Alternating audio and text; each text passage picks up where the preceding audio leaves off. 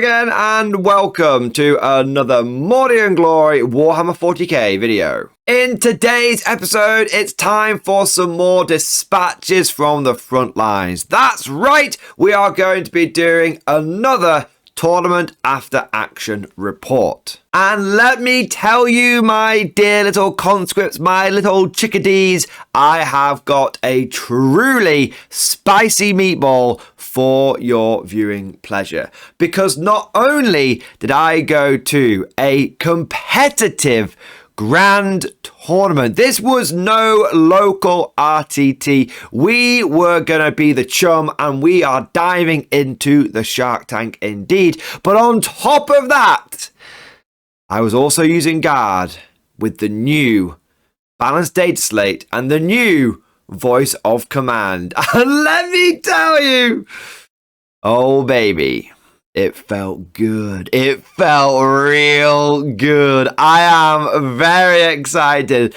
and hyped up to regale you with the stories that came out of this event. And so you know what? Let's not mess around any further. Let's fix bayonets and charge right into today's episode.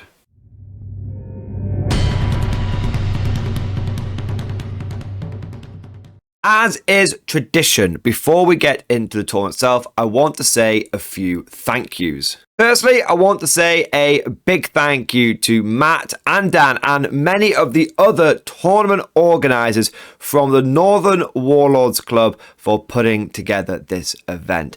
I have been going to Warlords tournaments for a long time, many years, and they have consistently been some of the best events that I have ever been to. They're always really well run. The terrain is on point. The tournament organisers have got a very intimate knowledge of the meta and competitive wargaming.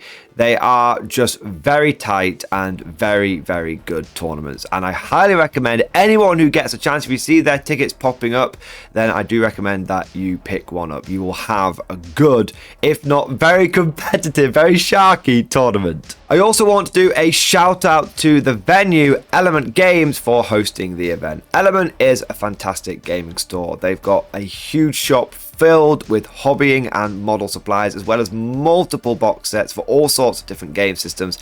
And most importantly, when you're playing a tournament, they have got a fully stocked and licensed bar so you can stay properly refreshed whilst you're playing your games of Warhammer.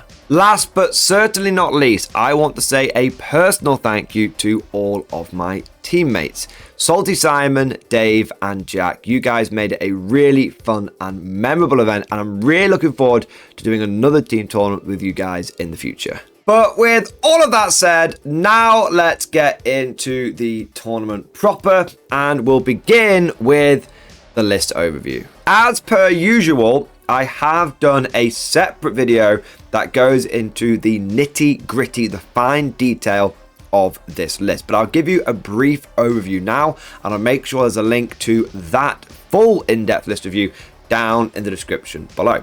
Now, I was running, of course, 2,000 points of Imperial Guard, and I was running the Combined Arms Attachment, because it's the only one that we've got available, because we've just got an index. The theme of the list was Voice of Command.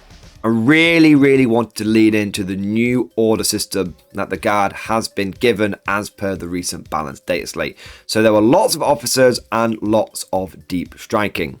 In that vein, I had 3 Tempestus Scion command squads, and I had 2 of them which were identical, which had a melter gun, a plasma gun, a hotshot volley gun, and then there was a dude with a banner and a medipack in there, because you can have both on one guy. And then there was also an officer which had a plasma pistol. I then had a 3rd Tempestus command squad which was very similar, except for I dropped the volley gun and I had a man with a Master Vox in there instead, just for a bit of long range order shenanigans. Those 3 units were attached to 3 10-man Tempestus Scion squads, each one double plasma, double melter gun, Vox caster, and an officer, or a sergeant I should say, with plasma pistol and power fist. I had a 4th squad which didn't have a command squad attached to it but had the same loadout, so 4 punchy Scion squads. They typically all went in reserve, and then I had 2 more Scion squads which had plasma guns and hotshot volley guns, sergeant with plasma pistol, power fist, and a voxcaster. These guys typically started on the board in some transports. Speaking of transports, I had 4 chimeras, all identical, with double heavy bolter and heavy stubber. I had 2 chimeras sounds in them. I had the other 2 chimeras. I had one which had Strachan and a unit of Kazakin. Strachan had not joined the Kazakin, he was just in the same transport of the Kazakin. This allowed me to have a scouting chimera, which I nicknamed the Scout Mirror. We also had a command squad in the last one, so that I could jump out and do some orders later on if I needed to. But I mentioned I had some Kazakin. I actually ended up having 3 squads. The aforementioned one that was in the Chimera, and then 2 more that deployed out of the Chimera, just on the board from the get-go, ready to take advantage of their own scout moves. Now, every single Kazakin squad, whether it was scout moving or whether it was in a Chimera, had exactly the same loadout. Double plasma gun, double melter gun, hot shot sniper rifle, a dude with a voxcaster, a dude with a melter mine, and then there was a sergeant with plasma pistol and power sword, and there were 2 basic goobers. I also had, near them, but not leading them, 2 Cadian Castellans. The reason I had these guys not leading them is that, again, they wouldn't have been able to scout, because the Cadian Castellans don't have scout, but the Kazakin do. So I was kind of playing it old school 8th edition style, where you've got officers running around near units but not part of said units. This ended up being absolutely fine because the officers were such a low priority in most cases when you've got big bricks of elite infantry coming at you with lots and lots of firepower. Finally, I had 2 basilisks. Can't go wrong with a couple of basilisks. I wanted a bit of indirect fire and something that could reliably sell my home objective and not worry about it. Everything else is going to be pushing forward. I don't want to have an expensive scion unit just sitting there doing nothing. Basilisks, hold the objective and pound away. And lastly, I had a lone commissar, and this guy was just put into the list because I had 30 points near the end, and I thought it would be a good way to essentially get a pseudo Cyclops demolition vehicle in there. I don't think the commissar killed anything the entire tournament. He didn't need to kill anything that tournament. He went into reserve and then came in and got me some teleport to home and stuff like that around turn 3. And that just about covers the list. Overall, we had 90 elite infantry supported by 4 command squads, 4 lone officers, 4 chimeras, and then 2 basilisks. That covers the list, but now let us get into the lay of the land. First thing to mention is this was a 2-day, 5-round GT.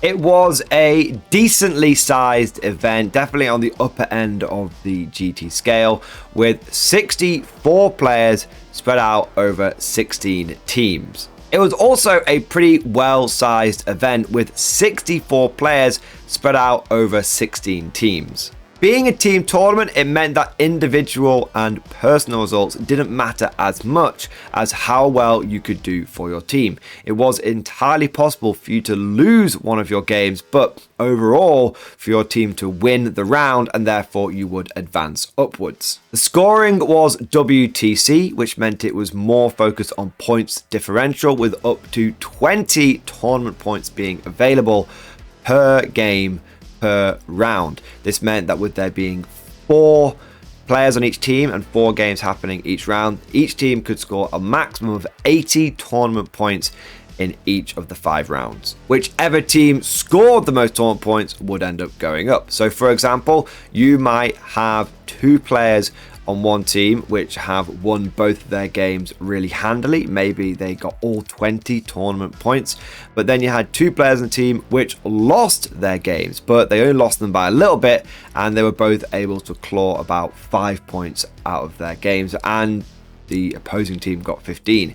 This would mean, if you add all this up, that one team who, even though they won 2 games and lost 2 games, would come out with 50 tournament points, 2 20-0s and 2 5-pointers. And then you had the other team which had also won 2 of their games, but had only come out of it with 30 points in total. In this case, clearly the first team would advance and the second team would go down in the rankings, even though technically both sides have won 2 games. It can be a little confusing, but essentially it meant that even if you were going to lose a game, if you can claw as many of those vital tournament points back, then you would potentially help your team secure a victory, even if overall you lost. That just about goes over all of the salient points regarding the format, but the question that I know a lot of you are going to have in your minds is, how competitive was this whole thing? Was it a fun event? Or was it a bit cutthroat? And I'm not going to lie to you guys, this was kind of a Shark Tank. There were a lot of very good players, and every single opponent that I went up against was highly skilled and knew what they were doing. None of them were horrible, whacker, toxic people, anything like that. Not at all. They were all fantastic tournament players, well skilled, well versed, well knowledgeable in their respective tactics and in the game as a whole, but also very fun and enjoyable to play against. So it was one of those perfect storms of a competitive event where everyone is trying the hardest to win. So it's a true test of sort of skill, and there is a definite level of enjoyment when you play a hard game for sure, but also both players shook hands at the beginning, at the end of the game, lots of smiles and lots of fun had all around. So Sharky, but with a smile. But with all of that said, now we get to the real reason you guys are all here. The games. And my first battle was going to be against Matt and his orcs. In his list, Matt had a Beast Boss on Squigosaur, Gazgul Thraka, Mozrog, War Boss with Follow Me Lads Enhancement, another War Boss, and a Weird Boy. He then had 2 units of Orc Boys, and the Knob had a Power Claw in each case. And then he had 3 trucks. There were also 2 units of Gretchen, a big unit of Mega Knobs, 5 Mega Knobs in the unit, and then 2 chonky knob squads with 10 knobs in each one. There were also a couple of 5-man Stormboy units for jumping around and doing cheeky things. The mission was Supply Drop. That's the one where at round 4 and 5 objectives start to disappear and you are left with just one objective in no man's land on the board, and it's worth lots and lots of points if you control it at the end of the game. The mission rule, also known as the twist, was Chilling Rain, and in fact it was Chilling Rain for all of the games at this event. The deployment was Hammer and Anvil, so you are deploying on the short table edge with 24-inch no man's land and 3 objectives strung out across the middle and 1 objective in each player's home land. Speaking of deployment, I put 4 units in reserve, 3 Scion Giga Squads, that's where you take a 10-man squad and a 5-man command squad and attach them together and deep strike them down, and then I had 1 10-man squad of Scions. All of these were with the Plasma and the Melters. I then had on my right flank a unit of Kazakin that were front line, ready to scout backwards if needed, if things got a bit dicey, or scout forwards if I was able to get the initiative. I also had a unit of Scions with volley guns and a Chimera on that flank. I then had the Scout Mirror with the command squad Chimera in the middle, and then I also had on the left-hand flank another unit of Kazakin, and there was another Chimera round that side as well. Finally, I had the 2 Basilisks, and they were in the back left of my deployment zone behind a big L-shaped ruin. Not on the home objective, but still safe and sound. As for the Orc deployment, all this will be done from my perspective, so we don't get confused about who's left is whose. On the right flank, they had 2 units of knobs in trucks. That was a pretty hefty push down there, I'm not going to lie. And then we also had a unit of mega knobs in a truck that was bang in the center. 2 units of grots holding the back line, doing a bit of screening. And then we had a unit of boys on each flank and a unit of storm boys on each flank as well. And then there was one of the beast bosses, 1 Mozrog and 1 regular beast boss on each flank as well. So very much 1 for 1, 1 on the left, 1 on the right. The only thing that went in reserve was Gazgul, who was going to have a tough time stomping up the board. So my opponent thought, put him in reserve and he can start coming in from turn 2 way further up, way more into no man's land. We then roll off for the first turn, and something very strange happens. Something that convinces me that we are all in fact living in a simulation, because otherwise this couldn't possibly happen. Gentlemen, I won the first turn roll off. I know the collective sound of people falling out of their chairs has just caused an earthquake somewhere on the planet. But I assure you that I am a real Mordin. I assure you that I am not Skinwalker Mordin. And I assure you that I did indeed go first. Some of you might be kind of confused about this. Basically, I have been to multiple tournaments in a row and I've never gone first. If I go first in a tournament, it is a very, very rare occasion, and I never, ever, ever, ever go first in the first game. It's so uncanny that I've now begun deploying, presuming I'm going to go second, because I always seem to do so. But in this case, I went first, and after recovering myself from the initial shock, I started rocking and rolling. I didn't want to be overly aggressive, but I did want to make sure that I was scoring lots of points as quickly as possible. And so what I did is I took each Kazakin unit and I pushed them forward. The one on my left flank, I pushed forward so it was behind a ruin but holding an objective. The one on the right flank, I just pushed forward as far as I could. I moved, I advanced, and I used them to essentially move block the orcs that would be coming down the right hand flank. I took a Chimera and pushed that forward, but not so much that the enemy would be able to charge through and destroy it if they got the Kazakin. Basically, the opponents would have to deal with the Kazakin first and then deal with the Chimera later. In the center, I took the Scout Mirror with Draken and his boys in there, and I just scout moved and the regular moved it onto the middle objective. I didn't get anyone out. I would much rather that my opponent destroyed the metal box, destroyed the tin can, whilst the precious cargo inside remained untouched. With this, that basically was my first turn. Very little to shoot at, bit of Basilisk bombardment. I killed a few Storm Boys from each unit, but that was really about it. If you look at what I've pushed forward, you'll see that only one unit is really at risk of getting wiped out, not including the Chimera, and that was the Kazakin unit on the far right hand side. And that's totally okay, because if I lose that unit, I can always bring it back with reinforcements, whereas the other squads were safe in the Chimera or safe behind the ruin on the left flank. We go over to Orc turn 1, and Matt does what Orcs do, and he comes boiling out full tilt, trying to close the gap as quickly as possible. No war had been called turn 1, but I was pretty confident that he would go for it turn 2. In the center, the Meganobs in their truck moved forward and then were able to get a charge off onto my Chimera, and they were able to destroy it. I think 1 or 2 Kazakin died on the way out, but that was totally fine. The Chimera died. Everyone else that was important inside totally survived. That did deny me getting that prime objective, but that's okay. I will essentially trade a Chimera for unit Meganobs when it comes back round to my turn 2. On the right hand side, the Kazakin do die. A little bit of a miscalculation on my end. They do die, and they are actually able to pile into the Chimera behind, I believe, as well. But fortunately, they don't do any damage to it. But it is a bit annoying because it will stop a little bit of my firepower in that turn. We then had the left-hand side where the unit of Storm Boys comes jumping over, and they can go quite a long way even with the Basilisk trying to slow them down, and they do manage to jump over through their ruin and charge through my ruin and attack my Kazakin behind.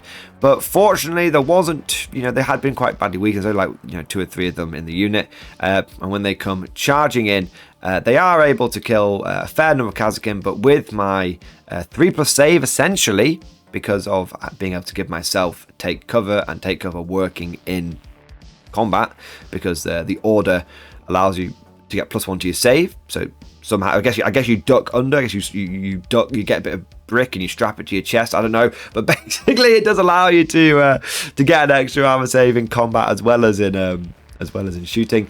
And when I strike back, the power of the Kazakin is kind of there to see, because these aren't Gazman. They don't have 1 attack each. They've got 2 attacks each.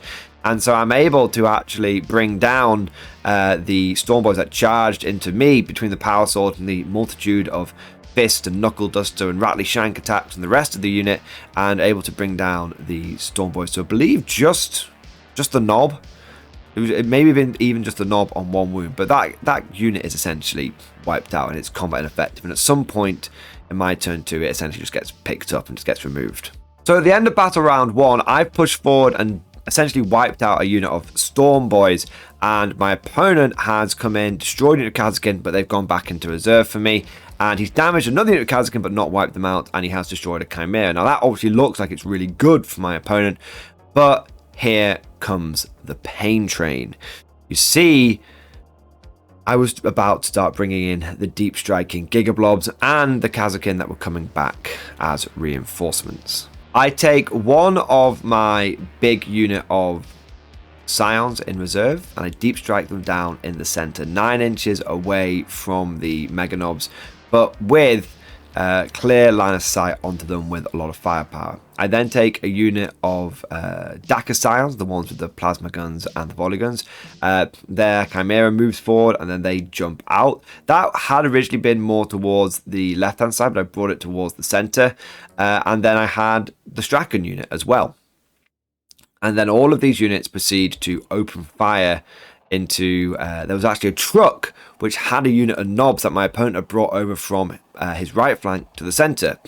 And so what I do is I use Strachan's unit to destroy the truck, and then I use the 2 Scion units to absolutely obliterate the unit of regular knobs that piled out. All of the knobs, all of that, and the war boss were destroyed. And I think this was a real eye-opener for my opponent. I don't think he expected me to do that much damage, considering his war boss does give the -1 to wound. But when you've got that much plasma, that much rerolls, because the knobs were on the objective, and you've got sustained hits as well, first rank fast rank fire, there's a lot going on. That means that those knobs just tumble down, even with their 5% vulnerable save. And even though I'm winning them on 4s of plasma, they all essentially went down to the to these 2 units of Scions. This wouldn't be the first time that my Scions displayed this level of firepower. Now, slightly out of sequence over here, but just going into the combat phase and clearing everything up in the middle, I then send Strachan and his Kazakin unit into the Mega Knobs. Now, one of the Mega Knobs had died to some spare firepower, which meant that there was 4 left in the unit. And there was also 1 Mega Knob that was injured. Strachan then goes in with his attacks and gets a perfect flurry. He gets 6 hits, he gets 6 wounds, and unfortunately, my opponent fails all of his 4-up saves. Really, really, really unfortunate. And so Strachan is actually able to cut down the injured Mega Knob, and he has enough attacks left over to cut down another 2 Mega Knobs. Because it took 1 attack to kill the first one, and then it took 4 attacks to kill the next 2, and then there was 1 more attack that went through, and that injured another one of the Mega Knobs. This was then finished off by the Kazakin Sergeant, who was able to get 1 wound past it, and again putting the Mega Knob down to a 4-up save with his power sword. And again, my opponent just fails it. Really, really unfortunate. This leaves 1 Mega Knob left over. However, my opponent had used a stratagem that did allow his units to fight on death. And so between the 3 Mega Knobs that Strachan killed and the one that the Kazakin killed, the Kazakin are actually wiped out. Most of the damage, it's literally the sergeant that's left over who jabs the injured one, and then he gets killed by the same orc that he had just slain. So Strachan does lead a glorious charge, but unfortunately he gets everyone but himself killed. But still, this was Strachan's first indication of how badass he was going to be this tournament, and I will put down in a pinned comment Strachan's final kill count of the tournament, and let me just say, it was very, very impressive. I had included him in the army as a bit of a meme, bit of a melee missile, 1-man army running around. Turns out he was genuinely game winning in some situations. But yeah, that's me doing a bit of foreshadowing, getting ahead of myself. Coming back to game number 1, that kind of wraps up what happens in the center. On the right flank, my opponent had got out with another unit of knobs in his turn. That's why he'd cleared the Kazakin away with. Unfortunately, I brought down another Giga Blob of Scions. I had another volley gun squad, and I had the Kazakin that were reinforcing. And again, we'd seen it happen in the center. We saw it happen on the right flank. That unit of knobs was completely picked up to a man. No survivors whatsoever. And then on the left flank, we were able to kill the Storm Boys. And that was about it. There was a beast boss. There was not Mozrog over on the left flank.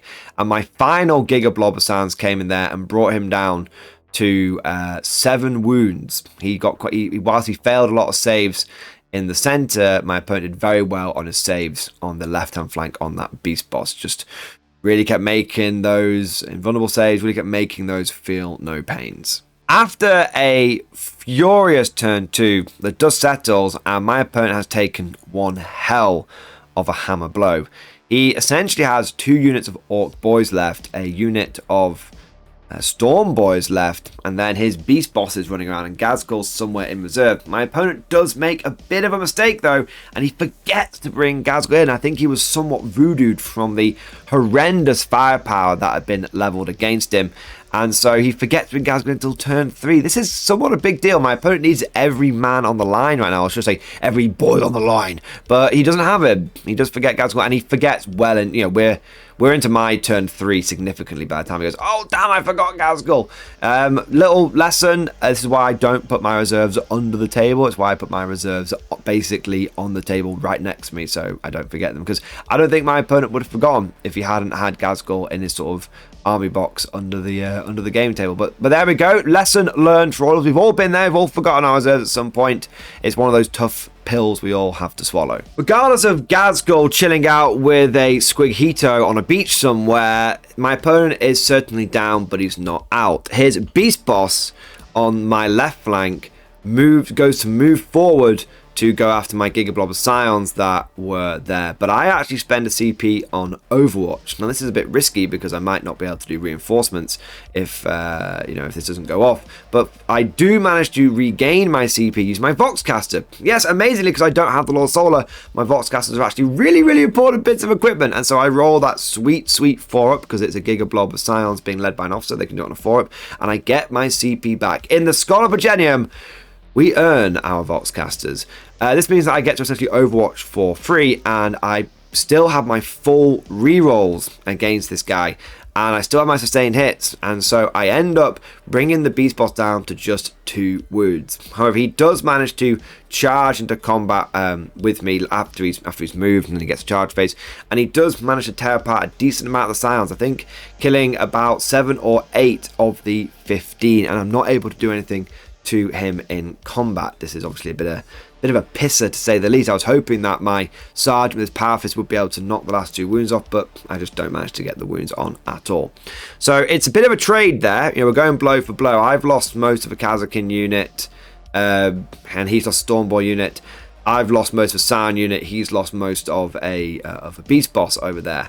If Ghazghkull had come on that flank, then I think it would have been much harder for me, especially considering that was the objective that was going to be around at the end of the game, the one on the left. In the center, my opponent sends a unit of boys after Strachan, and there was some other infantry around that point as well. He also has the remnants of a Stormboy unit that decide to try and move block and also do what damage they can to one of my Scion Gigablobs, the one that's in the center. Now the boys go flying in, and they're able to do the damage that they need to do to the line infantry on my side, but he doesn't kill Strachan.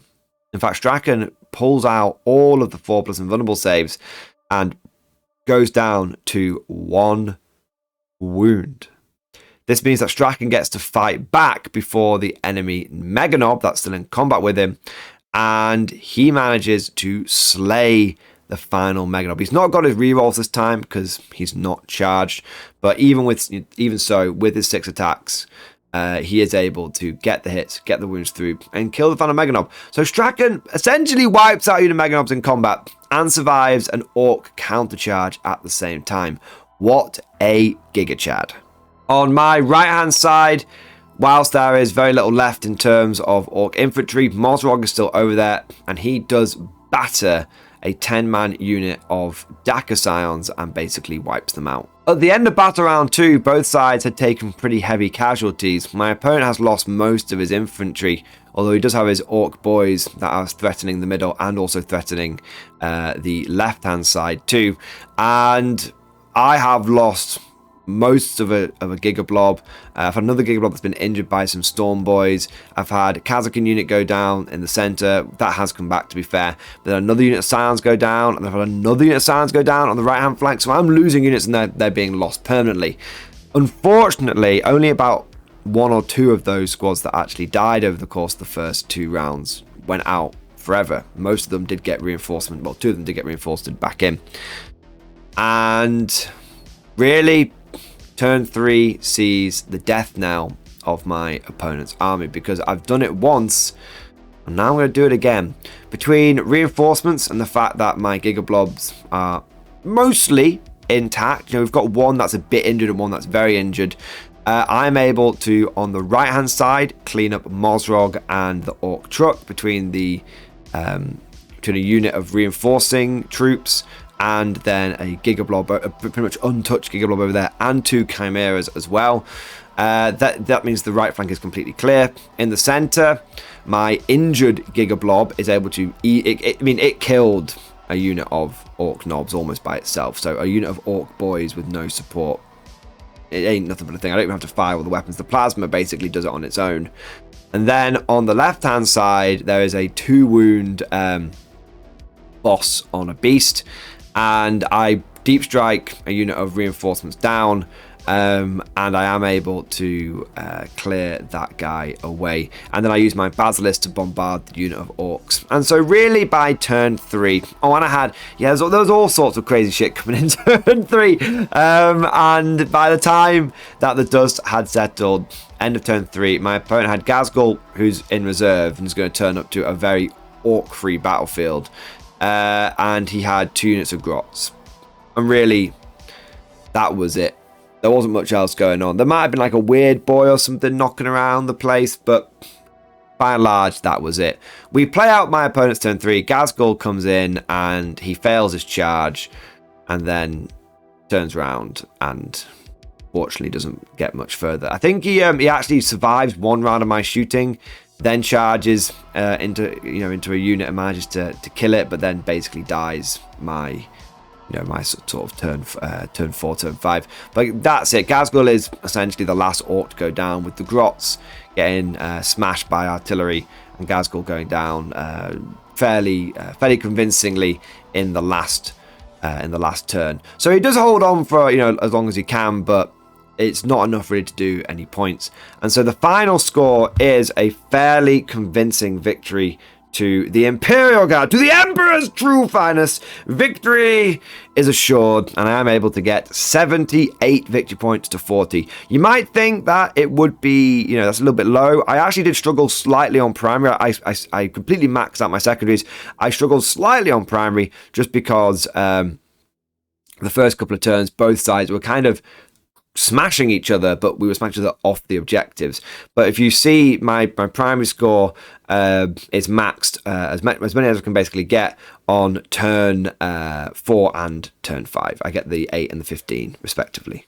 And the good news was, not only had I won my game, but we also, as a whole, pretty much everyone in our team went undefeated. Simon got a draw, and then Dave and Jack both got pretty big wins. So we had a smashing round 1, and we got a big win, and that gave us a good launch into round number 2. But speaking of round number 2, let's not mess around. No rest for the wicked. And let's get into our second battle. This one was a really difficult matchup for me, and it was my guard going into Necrons. Well, I say Necrons. It turns out that it was a Catan list that was slightly seasoned with some Necron units. The core of the army was a giant Makoth Tesseract Vault, which is just a Catan inside a big box. And then we had the Nightbringer, a Transcendent Catan, and the Void Dragon. There were also some supporting units, like some units of Death Marks, and there were some heavy destroyers as well. But really, it was the Catan and a few little extra little bits going around. I think there was like a Hex Mark destroyer and stuff in there. But, it was the Catan. The Catan were going to run around, do lots of damage to me. And unfortunately for me, I think my captain thought this would be quite a good matchup for me because there's only like 4 big things in the army once you've cleared all the chaff. But those big things are almost impossible for me as a Scion player to kill. And these Scions are really, really, really punchy. But when you look at the layers that Catan have to them, it's just really anti-Scion. And by that I mean it's anti-Meltagun, which is my anti-tank. You see, their toughness more than 9, so I'm wounding them on 5s. They have a 4% vulnerable save, so 50% of my shots are just not happening. They also halve damage, and then they have like a 5+ feel no pain as well. However, having said all that, I have played against Monster Mash in various different guises before. Demon Monster Mash, Timid Monster Mash, etc, etc. So I had the general plan for this game nailed down. I was going to kill all of the little stuff, and then the big stuff wouldn't really be able to hold many objectives, and so he would be forced to spread out, and then I would be able to bring each one of the big boys down at a time. Divide and conquer. Force my opponent to spread himself too thin. Go after the ever important, but often my opponent must be quite elusive with, chaff. Unfortunately, this plan goes almost completely out of the window when we look up the mission, and it turns out that for round 2, it's going to be the ritual.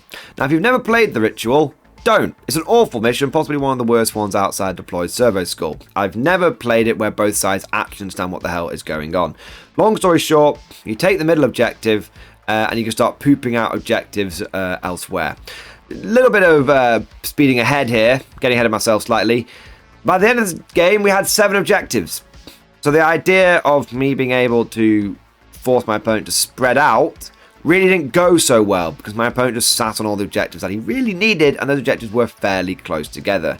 Big F in the chat, big rip for Mordian's big brain ideas. As for the other parts of the mission, the deployment was Crucible of Battle, and again, Chilling Rain. For my own deployment, I essentially mirrored what I had done last time. I had a unit of Kazakin and a Chimera on my bottom right. I had a unit of Kazakin and 2 Chimeras in the center, and then I had 1 Chimera that was sort of floating up towards the top left. I then had my 2 Basilisks behind on my home objective. My opponent took all of his big stuff and shoved it on the line, because they're Catan, and he knows that my long-range firepower is nil point, and because I'm silent, I don't really lads I'm all like 12-inch range, and so he knows he can just come banzaiing towards me, no dramas. Also, this game, reality did reassert itself. Turns out that there is a spoon, it's not a simulation, and I went second. There was no more Deja Vu or Black Cat in the Matrix. Necron turn 1 goes kind of how you would expect it to. Everything pushes forward. My opponent is in Hypercrypt, so he does have a bunch of teleportation shenanigans, but I don't think he can do them if he goes first. He explains to me how basically his army likes going second, so he can start teleporting all over the place, but he can't do it if he goes first, which is fair enough. So I think his Transcendent Catan can still blink around if it wants to, but apart from that, we're golden. So Tesseract Vault goes down towards my bottom right, starts shelling things, and then the Transcendent Catan moves into the middle. We then had, I think he might have had the Nightbringer in reserve. The Void Dragon sort of just floats forward a little bit as well. He had a bunch of other stuff in reserve, like Death Marks, whatnot, a bunch of his chaff that he wanted to bring in later so that he could start doing some cool secondaries and whatnot. But his turn! Apart from those Kazakin getting mauled by the indirect fire Gauls weaponry or whatever it may be, I don't take many casualties, and I see an opportunity. I can see that there is a Catan that it has moved into the middle of the board onto the middle objective. Now I want to stop my opponent from getting the primary points for doing that, and I also have a chance to maybe try and kill one early on. It's not overly supported from what I can tell, and I have in the center a unit of Scions, a unit of Kazakin, and Strachan, who are all able to go into this thing. And that's what we do. The Kazakin in the scout mirror get out. With the fact that Strachan has got out, they're able to receive an order, and so they go for take aim. And then we've got a unit of Scions, which are also able to get out and bring their weapons to bear. They are Dagger Scions, but they've got the full rerolls on that plasma. And then we've got Strachan as well, and they've got an order, because Strachan got out last, essentially. And then we've got Strachan himself, who is anti-monster in close combat. The rest of my army is fairly cagey. I'm pushing forward. I'm trying to push him back because I know he can teleport around. I know he does have a stratagem that lets him teleport within 3, but he can't charge after he's done that. So I'm doing my best to try and screen him out and push him back where I can. Although I'm not pure infantry guard, so this isn't super easy to do. We then come over to my turn 1, and I unleash all of my Kazakin weapons, which are in point blank range, into this Catan, and I do 2 wounds. That's it. And I realised that these things are really tough. I do manage to frisbee a melter mine into its face, but unfortunately I roll quite low on the number of mortals, and so I'm only able to get another mortal wound onto it. And then the Scions go, and they're able to do 1 more wound to it, And then Strachan even unloads with his auto shotgun into it, but sadly doesn't, it's 2 damage, but doesn't get the job done. And then Strachan, well, he's kind of committed at this point. There's no point in leaving him out there. Charges in. I think he's got that anti-monster attack, and he does manage to take 3 wounds off the Catan in total. So it does lose 6 or 7 wounds in the first turn, which is not too shabby at all.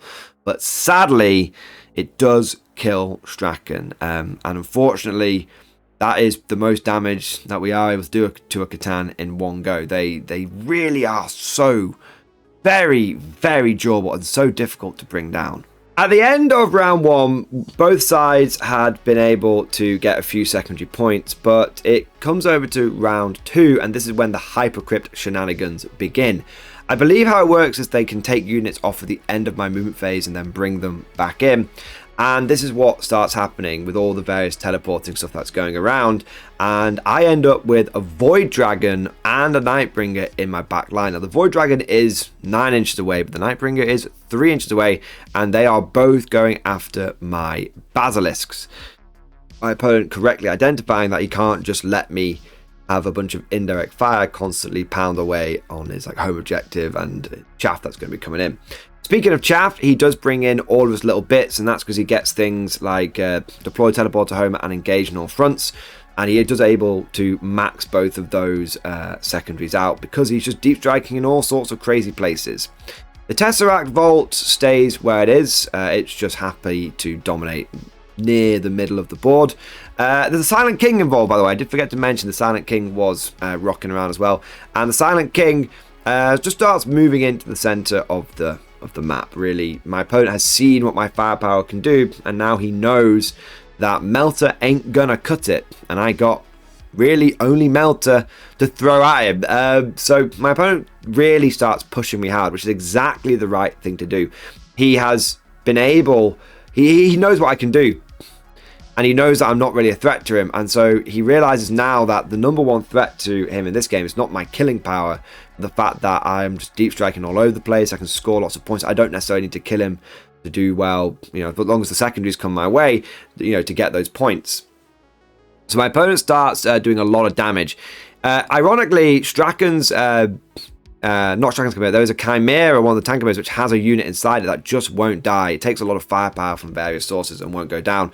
But unfortunately, the same cannot be said elsewhere. So the Indostructo Chimera does actually survive for 2 turns, which is just mad.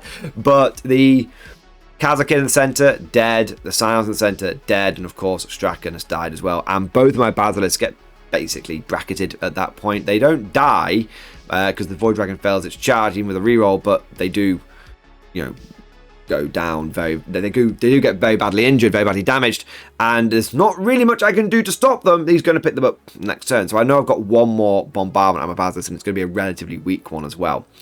It comes over to my turn 2, and I'm like, right, I need to get some good points here. Unfortunately, I do manage to draw behind enemy lines and no prisoners, so I'm able to max out my object as well, whilst also being able to control one of the primary points. Behind enemy lines, I take a big Giga Blob, I deep strike it down, and I kill the Hexmark Destroyer. I then take another Giga Blob and deep strike it down near some of his Locust Destroyers that had come down on the bottom right, and I'm able to pick up both of those. He has 2 units of Death Marks, and I take another Giga Blob, and I go after one unit of Death Marks, and then I take another smaller unit, and I go after his other unit of Death Marks. So by the end of turn 2, I have actually essentially wiped out all of my opponent's chaff, and I've set myself up for what could be a very nice game. He only really has a little bit of indirect fire. He can teleport around, true, but a lot of that is going to rely upon him making 9-inch charges, and so really all I need now is for the cards to come up in my favour, for maybe my opponent to get a little unlucky on some of his tactical objectives. And at first, it very much seems like this will be the situation. My opponent does manage to control 2 primaries, so he's definitely going to start leading me on that one. But he draws Defend Stronghold, and considering he's got 15 Scions basically there, he knows he's not going to be able to hold it.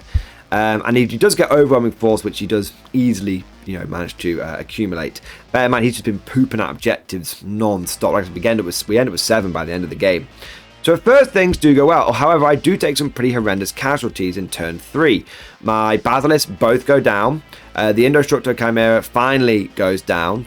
And my army in the center basically, and my home objective basically dies. But I am in the 3 sort of other corners, and that's okay. That's good. I can do things. I can hold some a primary here and there, and I can also potentially get lots of secondaries. I just need things like if enemy lines comes up or deploy teleport home. I am Gucci. I'm having a very, very good time. Sadly, turn 3 is not good. I managed to get 5 primary points, and then I draw defend stronghold and a tempting target. And I can't defend my stronghold because there's a Nightbringer on it. And I can't get a tempting target because there's a Transcendent Catan on the one that my opponent picks. I go, that's okay. I will use my once per game redraw and get something else. I'll just cycle through these cards. And I get Area Denial. And there's a Silent King in the center. So I can't score any secondaries round 3. And that's a really big problem because I'm not going to get many primary going forward either. Really just needed any other cards to come up than that. And that was possibly the very worst possible draw. My opponent, Andy, even looked at me and went, that is a game-changing draw, that is. I'm like, yep, it is. Because I actually had to use one of my CP to do that. And that potentially put at risk my reinforcements. But I was able to gain a CP by binning off basically all the objectives at the end as well. So round 3, I basically draw 3 objectives and bin 3 objectives. It's pretty harsh. Unfortunately, so that was really a big problem. And because of that, I really don't have many options in terms of what I do in my turn 3. I try and go after a few remaining scraplets or do a bit of damage where I can, but sadly it's Catan and Silent Kings and Tesseract Vaults that are my order of the day going forward, and they're not very conducive, as we've seen, to being Meltagun. They don't really care about it. Andy is able to get lots of primary, and he also rubs salt in the wound by drawing 2 perfect objectives from himself, a tempting target and behind him lines. Considering he can control pretty much all the middle objectives, it's not great. And he has a Nightbringer and a Void Dragon in my back lines. He scores both of those. We come over to my round 4, and my army is starting to dwindle quickly. I am running out of bozos, but fortunately, so my captain comes over to me at this point and goes, "Oh, how's the game going?" I'm like, "I'm pretty certain I'm going to lose, and I'm going to lose hard." My captain says, "Can you get some points?" And I was like, I mean, I might get 1 or 2. And he's like, well, try and get 3 or 4 because it's going to be very close. But if you can come out of this game with some points, we might actually do all right as a team. And I'm like, okay, I can do that. And so Operation lose 100% of my army but gain as many victory points as possible. Sorry, we need to have a new guy come up with names for operations. They're a bit long-winded. Is a go. And so I draw Capturing the Outpost and Cleanse. Now, Capturing the Outpost is fairly easy for me to do and does get me 8 points, which is sweet. Cleanse is a suicide mission because the only way I'm going to cleanse is if I go onto objectives which are and basically try and out-OC a bunch of Catan. And anything that moves out is going to die. So naturally, 20 Scions go running out, cleanse 2 objectives, and then they all die. Comes over to turn 4 for Andy, and he maxes out his points, which is a big deal because remember it's point differential. He gets max for his turn 5. He gets max primary, and then he again just does not miss a beat. He draws Capturing the Outpost and no prisoners, which at this point there aren't many prisoners for him to even consider, but he wipes me down to almost just tattered remnants. There's a few men left in each unit, but I am on a fast track to being tabled. But he doesn't quite manage it. There's a couple of Scions left in each corner. There's a couple of There's a command squad with like one dude left. It's like a scion which just consists of command, a sergeant and a plasma gun guy. There's a few scraps of heroes. A few scraps of the Emperor's true finest. Ready to pull the impossible maneuver. And so it comes over to my turn 5 and I can't score any primary. I draw my first card and it's Storm Hostile Objective. I can't get it. I draw my second and last card of the game and I get Investigate Signals. So I have to start taking battle shot tests because I think you can't be battle shot if you want to investigate. My scions pass every single battle shot test. So it's not even close. It's like 5s and 6s on every single roll. And so I am able to actually, with my final reinforcements deep striking in, I am actually able to maximize Investigate Signals. And this brings the final score of the game to 90 to Andy and 56 to myself. There was actually a couple of key points. Not only did I get Investigate Signals, I also turn 4 was able to deny Andy 5 primary points. This was really big because it meant that thanks to the points differential, even though I'd been thoroughly smashed in normal terms, I had actually come away with 4 tournament points. And the final score between the two teams was 70. It was something like, I don't know exactly what the tournament points would be, but it was essentially a 1 point difference. And my team won the round by a single point. And the only reason that happened was denying that primary turn 4 and getting Investigate Signals and maxing it turn 5. That's what swung it. And so whilst I did not win the game, and I want to say a huge thank you to Andy and a big congratulations to him because he thoroughly smashed me. He was definitely in command of that game. I can take a small moral victory, a modicum of solace from the fact that the few tournament points I did get out of that round did help my team achieve victory. But let's be clear, it wasn't me that got the team victory. There were lots of other people in the team that got more points than me that allowed us to get that cheeky win. But at least I was able to do my part. And so with 1 victory and 1 loss, although a little bit of a moral victory in game 2, we go into game number 3, the final battle of day 1.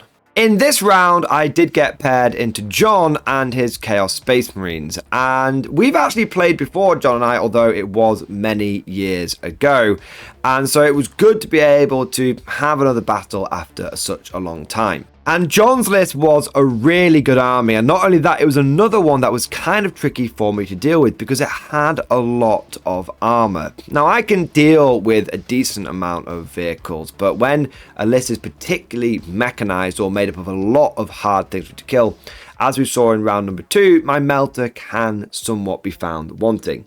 In John's list, he had specifically Abaddon the Despoiler, a Master of Possession, 2 units of 10 cultists, 2 units of legionnaires, and then he had a Chaos Rhino, some Chaos Bikers, 1, 2, 3 Chaos Predator Destructors, autocannons on top, las cannons on the side, and they had a giant massive unit of Terminators, so we had the big Abaddon Terminator Blob of Doom, and then there was a unit of Possessed, and 2 Venom Crawlers. So we're looking at 1, 2 units of armor, 3, 4, 5 units of armor, 6 units of armor, and then a big Terminator blob as well. But I have played against a similar list to this before, and so I somewhat knew what to expect. Also, let's not forget that this was post-balanced data slate, so Abaddon could no longer just be like, oh, 12 inches away, you can't shoot me. Now it was 18 inches away.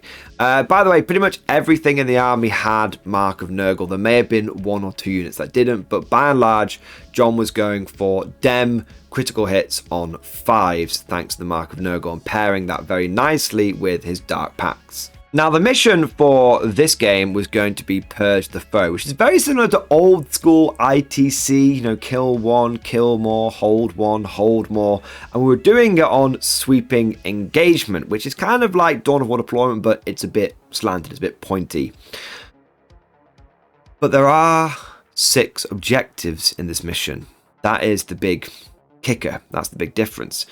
And so, again, this was a little bit of a tricky one for me, because what I would have liked to have done in this game was trim all of the fat off around the army, trim all of the chaff, like the cultists and the legionnaires, and then force those big units to basically sit on like one objective. But the problem with there being 6 objectives, 2 of them very close together in the middle, is it means that Abaddon and the boys can basically wander onto middle objective and hold 2. Between that and the fact that there's 1 objective in John's home deployment zone means that I am going to have my work cut out for me if I ever want to hold more.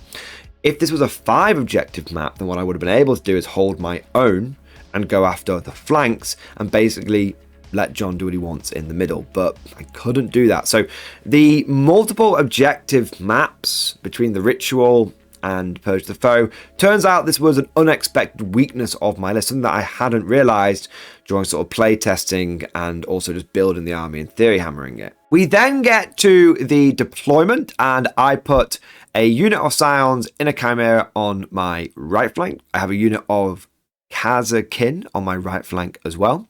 I then have the Command Chimera in the center, and I have 2 more Chimeras, both with units inside, 1 Scions, 1 Kazakin and Strachan, and they're on my top left flank. And then I've also got another unit of Kazakin, which is also on the top left, and my Earthshakers were holding my home objective, and everyone else was in reserve. The Chaos deployment, again, from my perspective, on the right flank, there was a unit of Bikers, and there was a couple of Chaos Predators, and a unit of Cultists. We had in the center, big Abaddon blob of Doom, another Predator, and the Rhino with the 2 Legionnaire units inside. And then on the left flank, we had the Possessed, and there was also a Venom Crawler up there. And then going back over to the right flank, there was a Venom Crawler down there as well. We roll off for first turn, and once again there is a glitch in the system. I see the Black Cat go by, the window has been bricked up, and I go first. Must have been a lot of capacity on the Matrix this day. There's no way that I would go first in a tournament, and let alone go first twice in a tournament in the same day. Truly unprecedented. I'm starting to feel this is less like the Matrix that I'm living in, and that simulation from like season 1 or season 2 of Rick and Morty. They've just put it to minimum power, and I'm just there listening to like human music. But once I had composed myself and picked my jaw up off the floor, I sprung into action. I sent a Scion unit that was in the Chimera down the right flank. I moved the Chimera, then I got out and I unloaded into those Chaos Bikers, and they all died. Between the Plasma and the Heavy Bolters of the Chimera, really it wasn't so difficult to get rid of them all. And then I kind of played it cagey. I did not want to push out. I wanted the Possessed on the left to come to me. I wanted them to, destroy a metal box and then die. And I really wanted to wait for Abaddon to start coming a bit close towards me before I would even consider jumping on him with lots of sort of deep striking units. Obviously I can't deep strike turn 1, but there's no point me throwing a unit out there just to die. The only difference was I did have a unit in a Chimera, the command squad, and I did draw area denial.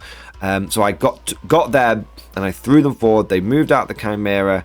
Then they advanced, they got into the center, and so I did get max points for area denial, but that was about it. I did go also for overwhelming force, but the only way I could get that was a unit of cultists that was sat on my opponent's home objective. I did target them with the Basilisk, and I thought John might let me get it through because he might want to protect Abaddon with the Nurgle strat, but John is a clever cookie, he knows what he's doing, and so he used the Nurgle stratagem on the cultists so I couldn't target them. And that meant that I had to go after Abaddon instead. And I slammed 2 Bastards into Abaddon, who did, I think, lost a Terminator and was slowed down, but that was about it. Turn 1 for the Chaos, and Abaddon slowly starts moving forward towards the middle, although admittedly has been slowed down somewhat. And then my Kazakin on the flank, which had exposed themselves, do get knocked down by the Chaos Predator and the cultists that were in the backfield around there. And then that's really it. The Venom Crawler comes crawling towards me on the bottom right. I think John thinks that it's going to be able to survive all of my melter guns. And whilst it is touch and go with me rolling force to wound, it is only T9. But it needs to start killing stuff, because the more it kills, the more it gets better. And then there's another Venom Crawler on the top left that did something similar. And then the Possessed didn't come running at me. Actually turned out to be a bit of a problem. John was absolutely going to go like, you know, charge forward with all of his Possessed. But he rolled really badly on the advance. He even re-rolled the advance roll and still got a 1. At the time, John was like, oh man, that's a bit of a shame. Oh, well, I'll just keep them back this turn. For me, I was really annoyed. I wanted him to roll big on that advance. I wanted him to come steaming in and rip apart a unit of my guys, or rip apart a Chimera, because then I could have killed them. But with them not advancing forward, because John didn't get the advance roll he wanted, it ended up making it so I couldn't go after them. And that was unfortunate. We slide gracefully into turn 2. And I really haven't got the battlefield situation that I want. Baden isn't as fast forward as I would like him to be. And Possessed haven't come at me either. By playing it very cagey, it's making it kind of hard for me to do stuff. And John is screening out with a lot of disposable units like his Legionnaires and his Cultists, which are pushing forward. So I have to play it kind of cagey turn 2, and I kind of like a turn 2 hammer blow if I can get away with it. And so what happens is I take a unit of Scions which had died, like the unit that had died, and I'd used reinforcements on them, come back in, and they drop down, and they actually make a 9-inch charge on a Predator. Now, I don't kill the Predator, but I am able to charge it, which does get me into my opponent's deployment zone, which does, even though he screwed me out very well, which does get me 3 points for behind enemy lines. I'd also drawn Assassination, which I couldn't get this turn. I would have been able to get it if the Mass Possession and the Possessed had come boiling out, but they didn't. See, I was constantly getting screwed. That advance roll screwed me way more than it screwed John. The Cultists, the Scions on the flank that charged Predator, by the way, also wiped out a unit of Cultists around that area as well. And then I just go after the Venom Crawlers. I take a unit of Kazakin that I've been kind of hiding, and I jump them onto the Venom Crawler, and I'm able to kill it between the Melter Mine and the Melter Guns. It goes down relatively easily, which is good for me. And then I have the same situation going on in the top left. And then I go after, there's some Legionnaires that are up there as well. And I go after the Legionnaires with Straka and a whole bunch of units, and I'm able to essentially wipe them out, except for one. One of them lives. So at the end of my turn 2, I've taken out a unit of Cultists, I've tied up a Predator, and I've taken out 2 Venom Crawlers, and I've taken out a unit of Legionnaires. But if you notice, a lot of that really isn't that worthwhile, and I have somewhat exposed myself. I've got a unit of Scions that had come back with reinforcements who are out.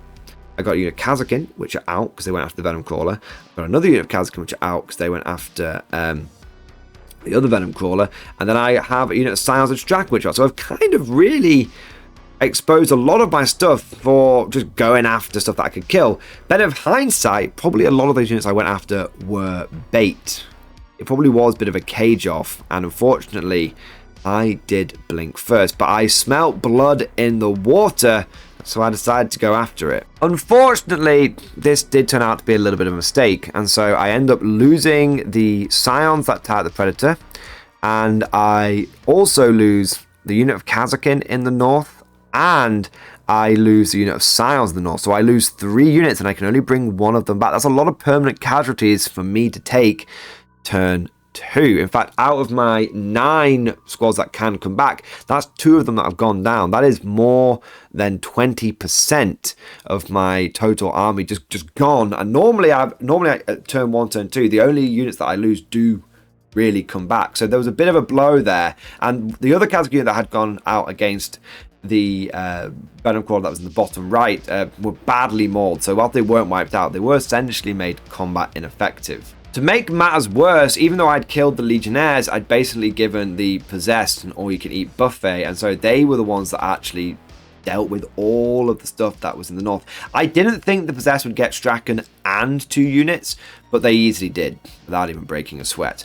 However, there was one silver lining to the northern front, and that was the fact that at the beginning of the turn, my opponent failed his Battleshock test with his lone Legionnaire, and then when he tried to fall back out of combat with Strachan, he rolled a 1, meaning that the Legionnaire actually died. So Strachan's like, where you going, honey? I ain't finished playing with you yet. Why don't you start what you finish?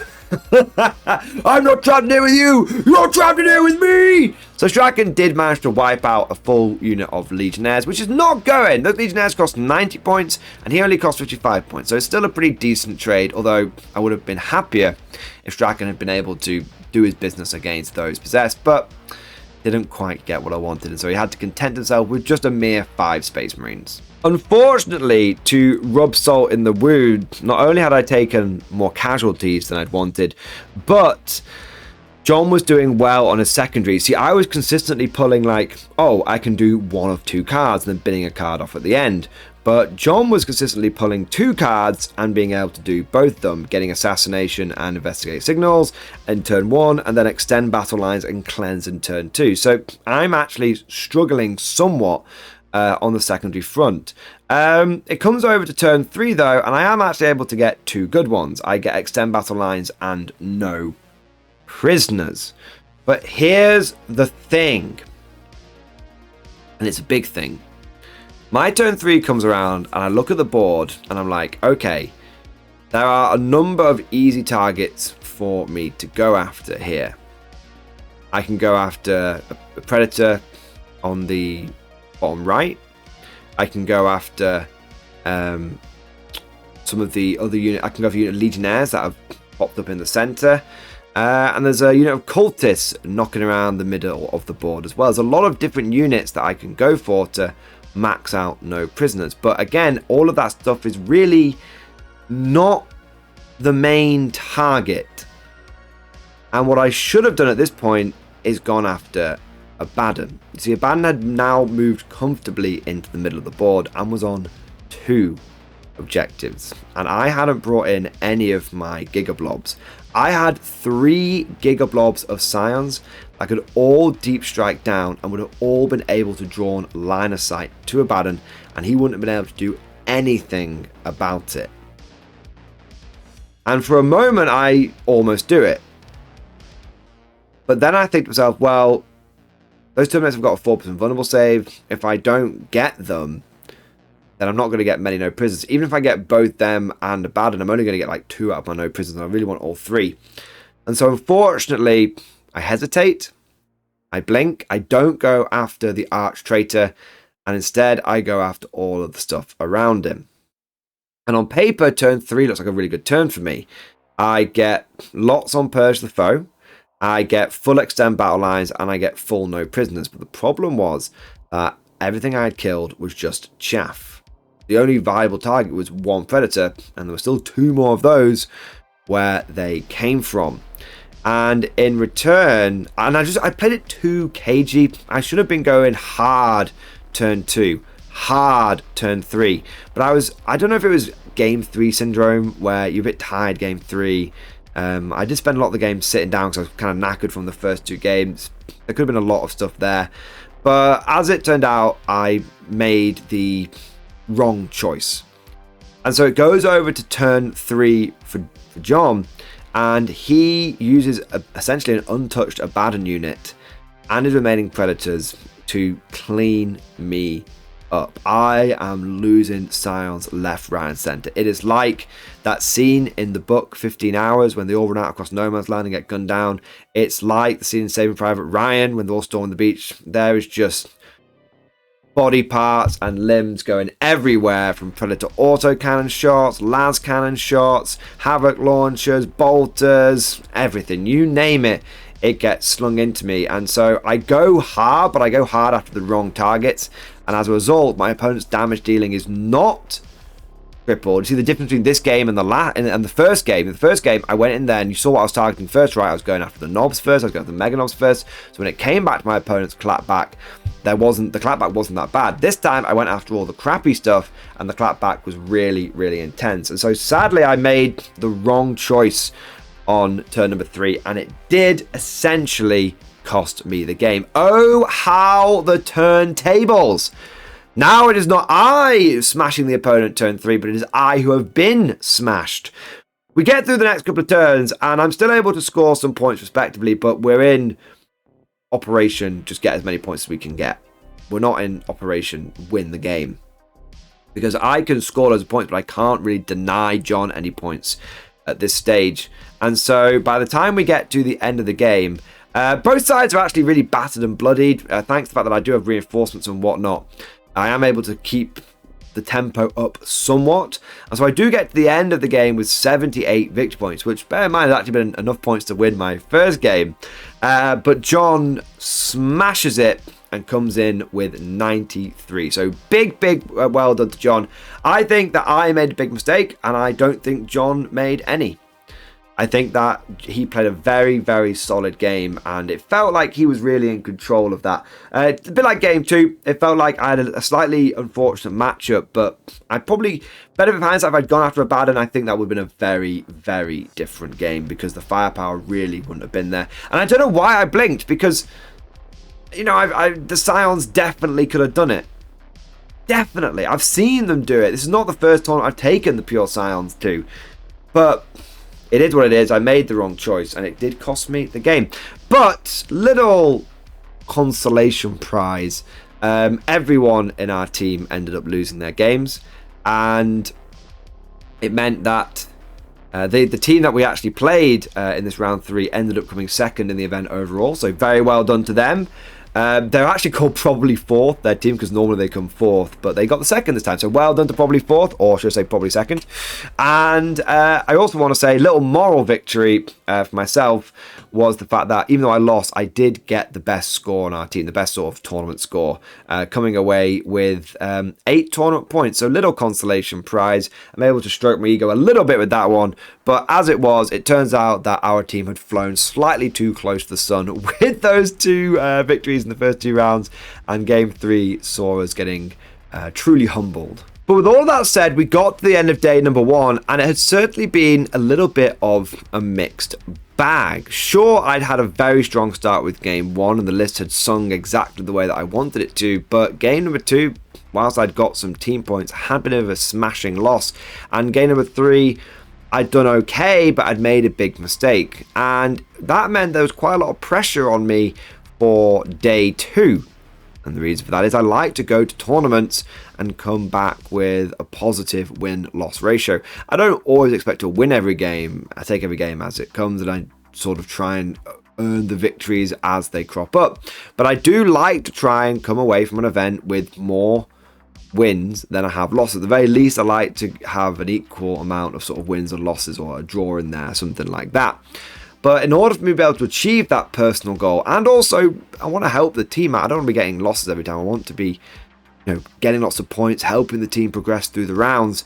In order to do that, I was going to need to win both games on day number 2. So the pressure was on. But fortunately, I am someone who does better under pressure. And so a little bit of pressure sharpens the mind, makes you focus, and makes you put your best foot forward. And so game number 2, I went in there and I was ready to snap necks and cash checks.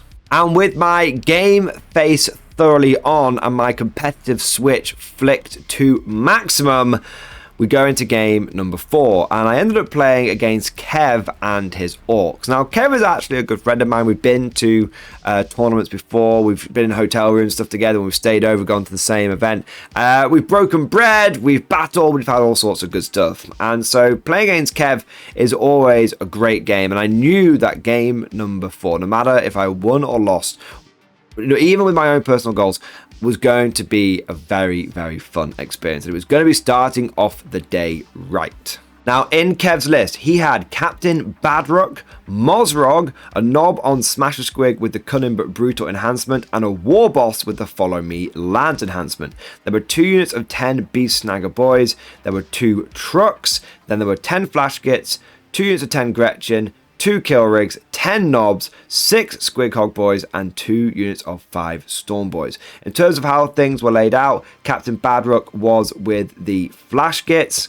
The knob on Squig was with the Squig Hog Boys, Mozrog was doing his own thing, and the War Boss was with the big unit of 10 knobs. We had the flash gits and the knobs in the trucks, and then we had the beast snaggers that were in the kill rigs. The mission was one of my favourite ones, Scorched Earth. I didn't used to like Scorched Earth, but after playing it a lot of times, I have got really into it, and I actually quite like how the mission plays out now.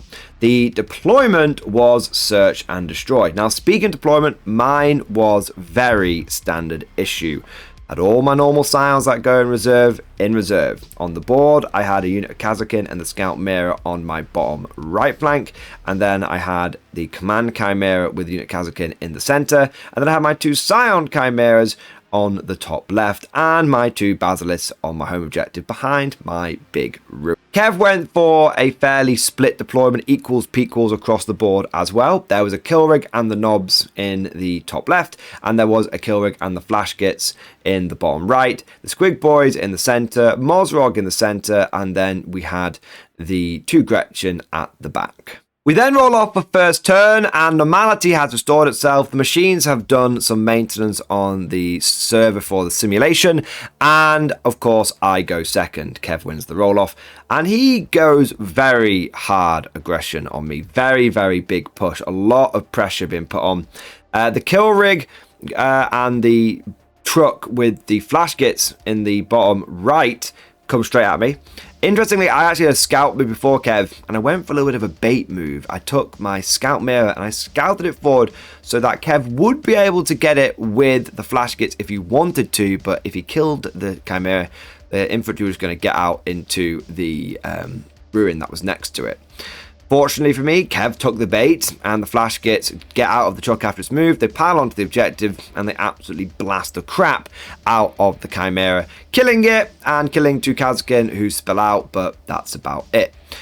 In the middle, Squig Hog Boys come forward. Mozrog actually stays back for a turn, because there is always a chance that I can bombard, you know, if he leaves nothing on that tough on that backfield objective, I'm just going to Basilisk 10 grots off it, no problem.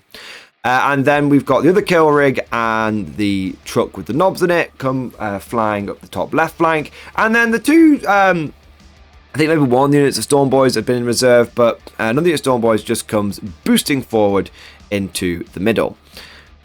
And that's really the Orc turn. I lose the Chimera, and they push forward quite aggressively. It comes over to my turn 1, and I'm like, okay, well, I want to get rid of those flash gits, because once I've done that, I really achieve fire superiority. I start winning the firefight there. So I take the injured unit of Kazakin, and I move them out, and the flash gits do Overwatch. I actually tried to tempt Kev. I get Strachan, and I move him out and go, I move Strachan out towards you, and he's like, I'm not going to Overwatch. And I'm like, damn it! I move the 8-man Kazakin unit out, and Kev does Overwatch them and does kill them, but I do have 2 CP in the bank, so I am able to use reinforcements on them straight away. The second unit of Kazakin that I've just been hanging out in the ruin from the get-go then follow Strachan up. They obviously have got double orders on, because Strachan was around in their command phase, and they've got Warrior Elite, and so they actually have first rank fire and take aim on them, which is quite nice.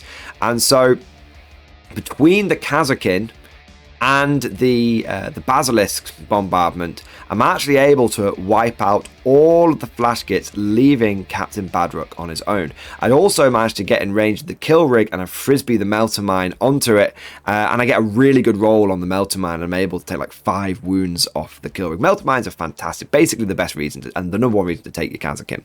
But that meant the flash gits were down, but there was still the pirate boss. There was still Badrook himself, and I was about to introduce him to the pain train. Strachan was going to turn him into his bitch. And so I sent in the Bionic Man, the 1,000,000 credit monster. Strachan, I tore a Landshark's throat out with my teeth into Badrook. Now you might think that I've hyped this up so much that Strachan then flubs all his rolls. you would be wrong. Strachan goes in there and just brutalizes Badrock. It's not even close. 4 rolls here, 4 rolls to a wound, and a 4 pinpoint save later, and Captain Badrock is convincingly hacked apart limb from limb. He is turned into a orc kebab on the end of Strachan's bionic arm and devil's claw. But that wasn't the only thing that had happened turn 1. There was another epic moment. The kill rig in the north was coming at me hard and fast, and I decided that I was going to shoot it in the face. And so I had 2 chimeras move up. Bear in mind that the chimeras actually, one chimera had Kazakin in, because I got the command squad out and then put the Kazakin in it. And then another chimera had a unit of sentinels in it. And they drive forward in a position so that they're move blocking the enemy, also pushing back any potential Stormboy incursions. And then they unload. And I fire a Melter out the back of the Kazakin Chimera, and I fire Plasma out of the back of the Scion Chimera, all the heavy bolters later. I think I actually had 1 Baz. I think 1 Baz has helped finish off the flash kits earlier. 1 comes in and does what it needs to do to the kill rig, and the end result is that it's brought down to 4 wounds. And the final shot of turn 1 was the Hunter-Killer from Kazakin Chimera. And the first Hunter-Killer from the Scion Chimera had done nothing. But the second Hunter-Killer rolls a 4 to hit. It then rolls a 4 to wound. Kev fails his armor save, and I roll 4 wounds. Exactly what I needed. Kev makes none of his feel no pains, and the kill rig goes down. Eagle 1, Fox 2. It was just like that scene from Independence Day. Doesn't anybody else have any missiles? Sorry I'm late, Mr. President. I got hung up back there killing those orcs. Pilot, you back in? Armed and ready, sir. Oh, hello, boys. I'm back. So, full Independence Day moment later, full Randy Quaid operating that Chimera later, and the kill rig does go down in a spectacular fireball. It doesn't actually explode, which is a sad. I like to think that the missile just goes into the head of the kill rig and just of the pig that's pulling it, and just like detonates and just decapitates it. But lots of bacon later, and we do get to the end of Guard to 1. We've had a pretty good turn. Badrock down, Flash gets down, kill rig down. Can't complain too much. But then we get to Orc turn 2. Now, I expected Kev to be somewhat aggressive. I expected Kev to push on to the objectives, secure them, and really sort of hold the objectives. You know, pile as many bodies onto it as possible. Kev did not do this. Kev decided that the best way to hold an objective is to try and table your opponent. And so he went balls deep. He did things to me. So the beast snaggers that were in the kill rig that was still alive jump out and go after Strachan and the Kazakin that had exposed themselves. And then there was the truck that also came flying down that side as well, just to push me back even further. He then took his 2 the Storm Boys and basically pushed them right into my deployment zone. Didn't charge anything, just pushed them as deep as he could go. Then there was beast snaggers that got out of the decapitated kill rig, and they pushed forward and were able to get a charge on my Chimera. I didn't expect them to kill the Chimera, even though they are anti-vehicle, but bear in mind that the Chimera they went after was one that was behind a ruin that was in my deployment zone. Then the Squidcog boys come forward and charge the Kazakin Chimera that had been move blocking them, and then a unit of knobs get out of a truck and they go after the Chimera that have been move blocking them somewhat. And all of these, basically all these charges go off, and the Chimera goes down to the knobs naturally, but the Scions are able to get out in good order. The Kazakin and Strachan go down to the Beast Snagger boys, which is a shame with Strachan going down, but still killed Badrock in one-on-one combat, so can't complain too much. And then obviously they consolidate onto an objective, which means that they're pushing me back quite a lot there. Then the Storm Boys just sit in my deployment zone, And the other unit of beast snaggers is just fighting my chimera. Doesn't kill it, but again is deep in my deployment zone. And so I take a step back and I look at the board at the end of turn 2, and I realize that the orcs control 90% of the map. It comes up to my turn 2, and I'm like, where can I actually deep strike? And there's a tiny space in the corner of the top left, just enough for me to fit in. If I was on 28mm bases or 32mm bases, I wouldn't be able to come in, but thank God Scions are on 25mm bases, so I'm able to bring in a Giga Blob up there. And there's a tiny space in the bottom, which I can bring in a unit, or, you know, I think a unit or two, in the bottom right, I should say, where I can bring a unit or two of infantry in as well. And that was it. The only other place I can bring my reinforcements in are in my deployment zone. And they're not even in my deployment zone. To give you an idea of how far Kev had pushed me back, how far he had screamed me out, the only place that I could bring my reinforcing Kazakin in and my final Giga Blob in, my second Giga Blob, not my final one, I kept one back till turn 3, was it literally just on the other side of the ruin that's in the back corner of my deployment zone. So I was really, really hemmed in. But as hemmed in as I was, as far as I had been pushed back, as corralled as I had been, the orcs had hugely extended themselves. They were very spread out. As a result, there were lots of line of sight to lots of different targets. And the only units I'd really lost permanently was Strachan. I bought both units of Kazakin back. And a Chimera. 2 Chimeras. And so I deployed and deep took everything that I could bring in. Giga Blob in the top left. Kazakin and a unit of Scions in the bottom right. And then I brought a Giga Blob in my deployment zone. I brought another unit of Kazakin in my deployment zone as well. I then had the Scions that had been blown out of their Chimera and the Scions that were in their Chimera. And then I had the unit of Kazakin that had been blown out of their Chimera as well by the Squighog boys. Everyone's in rapid fire range. Everyone's point blank. Anyone who's not had to deep strike in doesn't have to move. And so the clap back begins. And when I say clap back, I really should say clap cheeks. Because the level of firepower that was on display, unlimited power, the fury of the Emperor, the righteous wrath of his Imperial Guard, the Emperor's true finest. It was possibly the most damage I've ever done in a single turn in a single game of Warhammer 40k. So firstly, the Giga Blob that deep struck into my deployment zone goes after both units of Storm Boys and easily picks them up. We then had the command squad of the unit of Kazakin that went after the unit of Squighog boys and was able to bring them down by about half. We then had the Giga Blob and 2 units of Scions, Giga Blob, and the injured unit of Scions and the Scions which had come out of their Chimera that all went into the knobs that were in the top left. And we've seen it once. We saw it earlier in the tournament. And the same thing happened again. Wiped them all out, except the War Boss did survive, but I'm kind of okay with that. Then the unit of Beast Snaggers that had been rampaging around my lines got taken out by the unit of Kazakin that had come in from reinforcements in my deployment zone. And then there was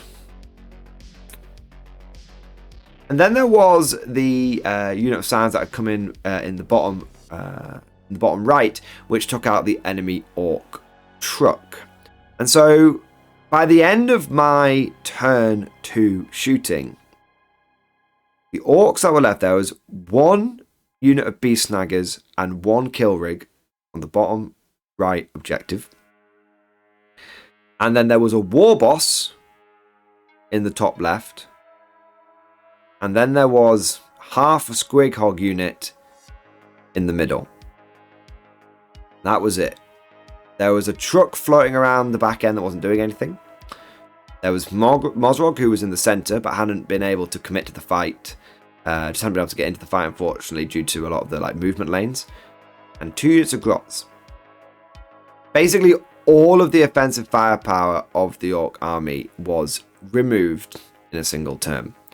It comes over to Orc turn 3. The Squigs hogs that are left over kill the Kazakin in front of them, which are then reinforcement. And the kill rig doesn't have any good targets to go after. The unit of 10 beast snaggers, which had actually been hit by one of the basilisks, so were slightly injured, move out. They actually move from the objective they're on through a ruin to go after the scions that had blown up the truck. And the moment that they do that, they basically can get about 4 people through the ruin, but so they're still technically on the objective because the back half squad's on the objective, the front half is coming after me, and so I spend 1 CP. It's risky, but my Voxcaster kicks in again, so I'm all right, and I use Overwatch and I kill them all. I think like 2 survive who make the charge, who kill like a scion or 2, and then get punched in the face by the guy with the power fist in the unit. So I actually take out a whole unit of beast snaggers basically in Kev's own turn, and he hasn't got those units to spare. And it comes over to my turn 3. I bring my last Giga Blob in after the last real threat on the board, which is the kill rig, and that's really it. The war boss actually charged in to the Giga Blob in the top left and had died in combat to them. Power Fist guy just went nuts. I had a Power Fist in there, and then it's like 15 scions, and he goes in, completely flubs his own attacks, and the scions turn around and just beat the crap out of him. And so the end of my turn 3, it's just Mozrog and the 2 Gretchen units left over, and they're facing down pretty much an untouched scion army. I think maybe I took 1 squad of permanent casualties, but I was quite good at just feeding them in 1 or 2 at a time. So I've taken like 1 permanent casualty and lost 3 chimeras, and by the time we get to turn 5, I've completely tabled the orcs. It was quite the stunning victory from a position that looked completely untenable. By the end of turn 2, I thought there's no way I am going to win this game. I'm just so far back. But what I realized is, whilst Kev controlled a lot of the board, he was really strung out.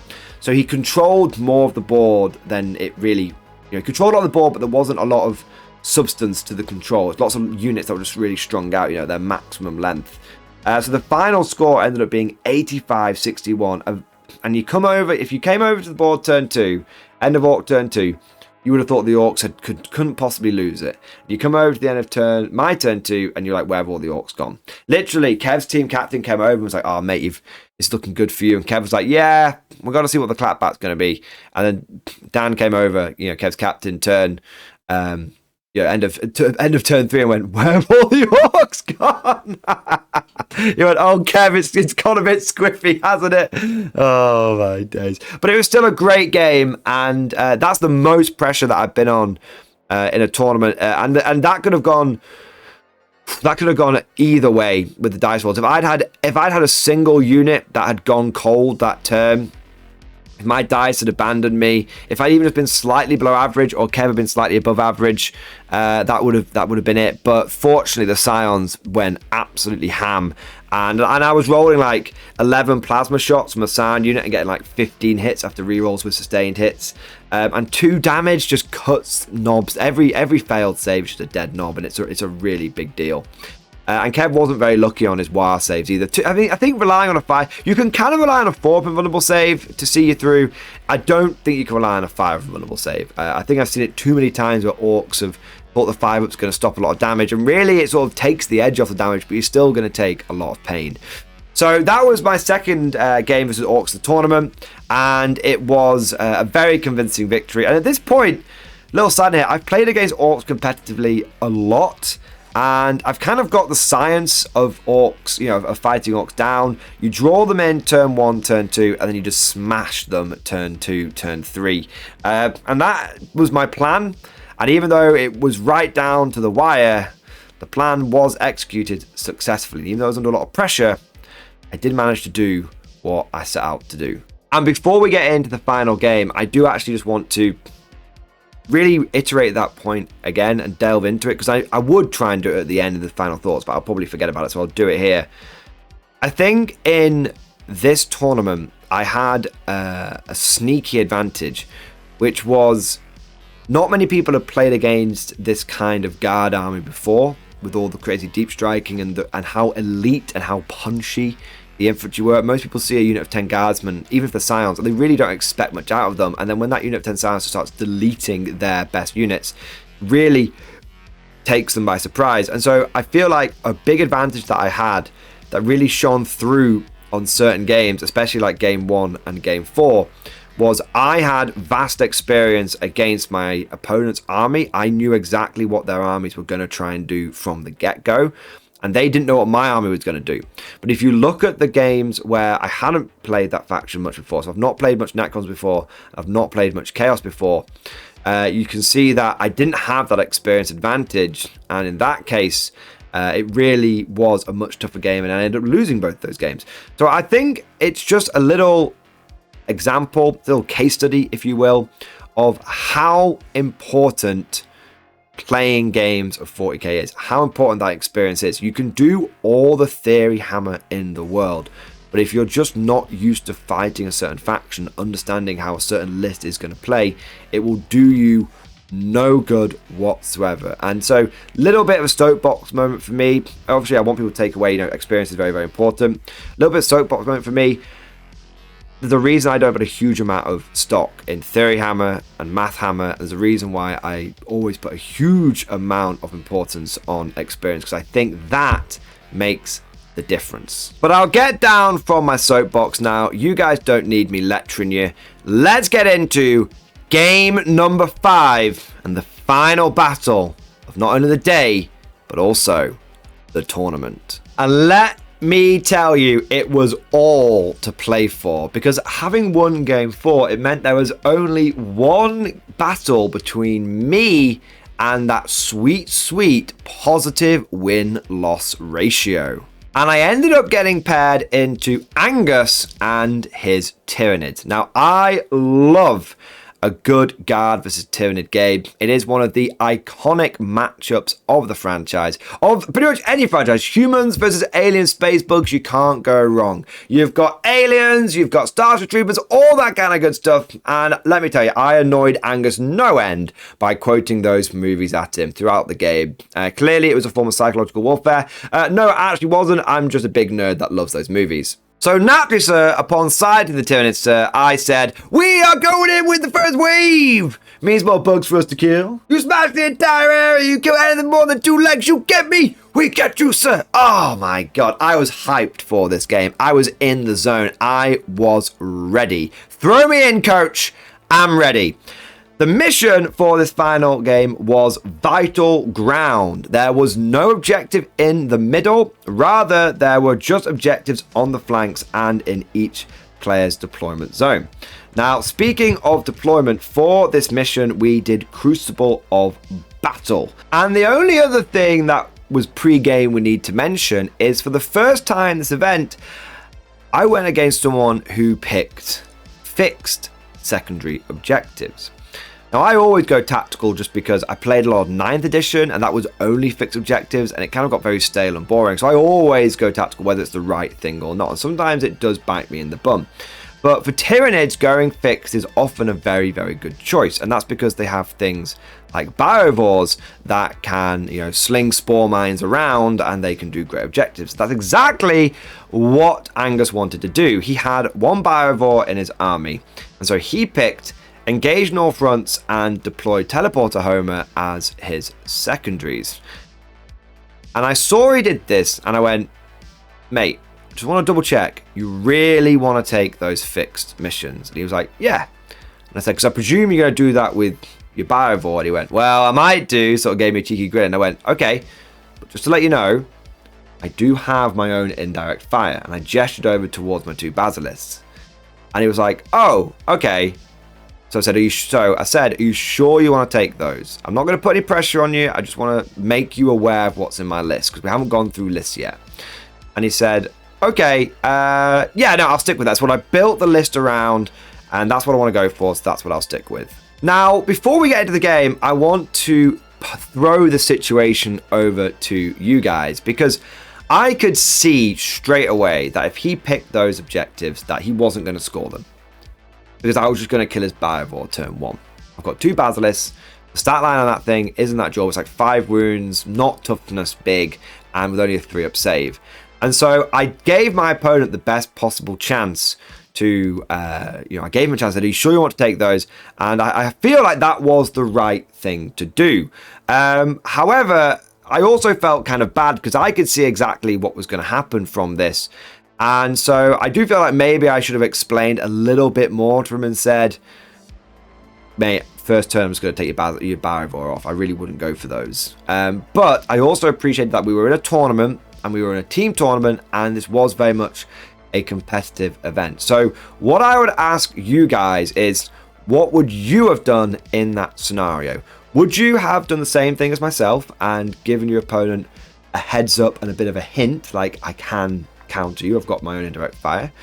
Would you have gone into minute detail and explained, look, I'm just going to kill that Biovore straight away, mate, don't take those secondaries? Or would you have said nothing? There's a tournament at the end of the day. There's no right or wrong answer here, guys. I'm not going to be judging any of you, and I hope you guys won't judge me all either. But what I would say is just, it's good to know what the perspective is here and what you guys think would have been your approach to it. Like I said, there's no right or wrong answer. Just let me know what you would have done down in the comments, because we're really interested to see where people fall, down on which side of the fence they fall in this particular situation. But with that being said, I probably should go through the full list that Angus had. Angus had his Tyranids in an invasion fleet detachment, which is a really good one, very flexible with those hyper adaptations. And for his adaptation, he went for sustained hits versus infantry. He had a Broodlord, and then Death Leaper, and a Hive Tyrant. The Hive Tyrant was just stomping around on foot, no wings, no bodyguard or anything like that. He then had 10 Gargoyles, 3 units of 10 Termagants, just with Flesh Borers, a Biovore, an Exocrine, 5 Gene Stealers that were with the Broodlord. There were 11 Neurogants, 2 Neurolictors, 2 Norn Emissaries, big bugs. And then there were 3 Von Ryan Leapers, and there were 5 Zonothropes. Oh, apologies, there were 6, because there was 5 Zonothropes, and then there's a Neurothrope leading them. It was a pretty flexible list overall, had a little bit of everything, and a lot of units that I have seen before in competitive lists. Those Neurolictors are a nightmare for being lone optive and being able to push you back and infiltrate, and a lot of the infiltrators are going to counter a lot of my scout capabilities, and he definitely did that with his Von Ryans, because I'll go through his deployment now. So my deployment was the usual. Big Giga Blobs in the sky with another 10 Scions in the sky as well. And then I had Kazakin and Scion Chimera and Command Chimera going down the bottom right. And then I had the Scout Mirror, Kazakin, and my other Chimera going at the top left. Nothing really in the middle because there's no need, there's no objectives there. And then I had 2 Basilisks going on my home objective. For the Tyranids, we had a Norn Emissary that was going towards one objective, a Norn Emissary that was going towards another objective. We had 2 units of Termagants that were going south, and then we had a unit of Termagants and the Gargoyles that were going north. The Zonothropes stayed in the middle. Neurolictor infiltrated forward on each flank. Death Leaper infiltrated forward on the northern front. And then the Biovore and the Neurogants really stayed still on the home objective, and the Exocrine was kind of around the home objective as well, ready to poke out and start shooting things as and when the opportunity arises. With all of the models on the table, it's time to find out who's going to go first. And gentlemen, I don't mean to alarm you yet again, but I went first. So not only have I gone first in a tournament, not only did I go first twice in one day, but I actually went first 3 times out of 5, which is the first time in living memory that I have gone first more than I have gone second. I am absolutely expecting to wake up inside a big red goo pod, but as it is, I had the initiative. and I took it with both hands and I humped it into submission. On the southern front, I took a Chimera with the Scions in it and I pushed it forward. Behind it, I had a convoy with the Chimera with the command squad in it. I then used the Kazakin and I scout moved them forward, and then I moved them forward. Unfortunately, this did put them in range and line of sight of a non-emissary, who then proceeded to do Overwatch. I then got introduced to how good non-emissaries are at Overwatch, because they've got like exploding hits, and I'm sure there's some reroll going on there as well. And so I actually lose about half of my Kazakin squad, but no matter, I do keep the important bits: the melter guns, the plasma guns, and the dude with the melter frisbee. I then put all of these guys and I shoot a Neurolictor in the face, because the only way I was going to get it turn 1. And I shoot it in the face and I don't quite kill it. I bring it down to like 1 wound. It then dies in my turn 2. I can't exactly remember what kills it, but it was some spare paltry firepower. So essentially the Kazakin get the Neurolictor turn 1 with a little bit of a delay on the final result. And that was kind of what happened in the south. On my little push there. I know that Tyranids are terrible at dealing with armor, and I know that they're terrible at dealing things inside metal boxes. So even if that non-emissary comes stomping down and kills a Chimera, that's okay, because you know what's going to get out? The actual damage dealers, the Scions. On the northern front, I take the Scout Mirror, and the Von Ryan Leapers were messing around and causing me all sorts of issues, but I decided I was just going to kill them. And so a Chimera with Scions inside it and a unit of Kazakin kill the Von Ryan Leapers, and I'm able to use the Scout Mirror to bring Death Leaper down to 2 wounds.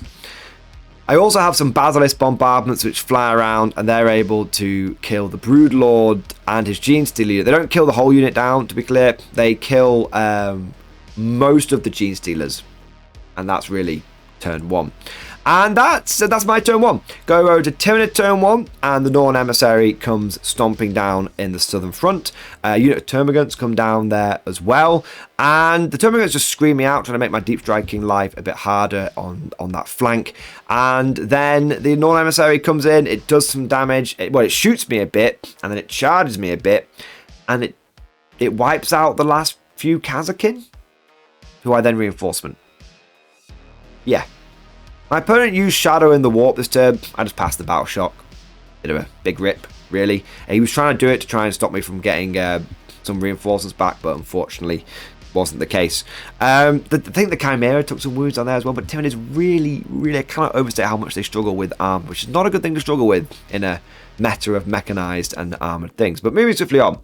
In the northern front on the left, things were a bit dicey. Firstly, the Scout Mirror goes down, and Strachan and the boys pile out. It goes, there's like a Hive Tyrant comes towards me, and a Norn Emissary comes towards me, and a Death Leaper comes towards me, and a Broodlord comes towards me. And I can't remember exactly what kills what, but the Scout Mirror goes down. And then I also lose almost, but not quite, almost a big a unit of 10 Scions that had like jumped out of their Chimera to start doing damage to the Von Ryans. And that was really it. Like, a lot of stuff came at me, but the Hive Tyrant's gun didn't really do anything to me. And so it came down to like combat, and that's where it killed the Scout Mirror. It comes over to guard turn 2, and I'm like, yes. I've got one unit that's gonna come back as reinforcements. One unit that I can just bail into a Chimera. I can do a switcheroo, because I've got a unit of Chimera which I'll get out, and then I'll get a unit, the mold unit, and put that into the Chimera. I've got reinforcements, and I've got deep strikers coming in. So I'm like, you know what? Let's go for a big old push. Let's go for a big fucking smashy turn 2. The classic Scion situation. Now, unfortunately, I can't go full smashy down in the south, because those damn Termagants have done a pretty good job of screening me out. So what I do is I take my Daka Scions that are in the Chimera, and I jump them out, and I use their firepower to basically kill all the Termagants. And then I have a bunch of firepower, like a couple of plasma guns and stuff, and a melter gun from the command squad, and they go into the Norn Emissary, and I'm able to do some damage to it. I don't kill it, but I do some damage to it, and I'm kind of okay with that. I expect to lose a unit of Scions, which I can reinforcements, but I've cleared out the Termagant Screen, which means turn 3, I'll be able to get that Norn Emissary. I then go over to the northern flank, and this is where the party is really going on. This is where the most brutal fighting happens in the game. And so what happens is I take a 15-man Gigablob and I bring it down, and that's going down, and it's facing off against the Broodlord, the Hive Tyrant, and Deathleaper.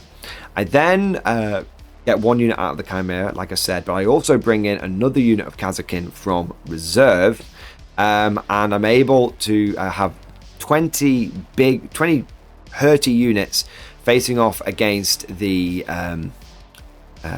Norn Emissary in the north. And then we have Strachan and his Kazakin, which are also in the thick of it, facing off, which can pretty much see everything. Now Strachan goes first, and with his auto shotgun, he stayed still because he's already just right in front of all of these big monsters. And he stays still, and he levels his auto shotgun at Deathleaper, and he just goes, "Eat this!" And he gets 2 lethal hits on Deathleaper with his 3 shots. Deathleaper fails 1 of his invulnerable saves, and the auto shotgun is 2 damage. Why is it 2 damage? We don't know, but it's for times like this. It's 2 damage for when you get into close encounters. So Strachan just shoves his auto shotgun into the tentacled maw of Deathleaper and just holds the trigger down until the entire clip of shells is emptied, just blowing the back of Deathleaper's head off, just completely braining it. And then he prepares himself for a charge. But before we get that charge off, we have some shooting to do. And between the Scions, who essentially wipe out the Broodlord and the remaining Gene Stealers, the Broodlord actually does survive and does go into the Scions and do some damage to them, but then dies on the punchback. But that's my opponent's turn 2. But basically, again, similar to what happened turn 1, very, very badly injured, gets wiped out in the Tyranid player turn 2. I'm mentioning it now in case I forget it. But also, they bring the Hive Tyrant down to just 5 wounds, which is pretty significant. Hive Tyrant gets kind of lucky. It's got some sort of feel no pain on it. I think there's like a stratagem that gets played for it. So the Hive Tyrant gets kind of lucky, but we do manage to take it down to less than half health. We also managed to bring the Norn Emissary down to 1 wound. And I'm like, right, I'm definitely going to charge Strachan into the Hive Tyrant, and it's risky, but I'm going to charge my Kazakin into the Norn Emissary because they only need to do 1 wound to it. And I also take a Castellan that's nearby, a lone Castellan, and I charge him into the unit, into the Norn Emissary as well. I'm like between a Power Fist, a Power Sword, and just a buttload of attacks. Hopefully we can bring this thing down. Now, unfortunately, I flub my attacks against Norn Emissary and it lives, and in return, it basically beats down over the course of my turn to, and my opponent's turn to, it beats down on the Kazakin. It goes after, it puts a couple of attacks into Castellan, killing him, and then puts the rest of the attacks into the Kazakin. And so, yeah, I don't do my wounds to it, and unfortunately, it does get the kills there. But the real show here is Strachan versus the Hive Tyrant. Wiping the slime off the barrel of his auto shotgun and hefting his bionic arm with Devil's Claw High, Strachan charges into the Hive Tyrant. Now, when he charges, he gets 4 rolls to hit, 4 rolls to wound. So he gets all of his hits. He also gets all of his wounds. And you might think, why? How? Because Strachan is anti-monster in close combat. And so he puts 6 wounds onto the Hive Tyrant. The Hive Tyrant is on a 4-up invulnerable save. Statistically, it's going to die. My opponent slow rolls the invulnerable saves because he's got a CP in the bank that he might want to use. He passes every single one.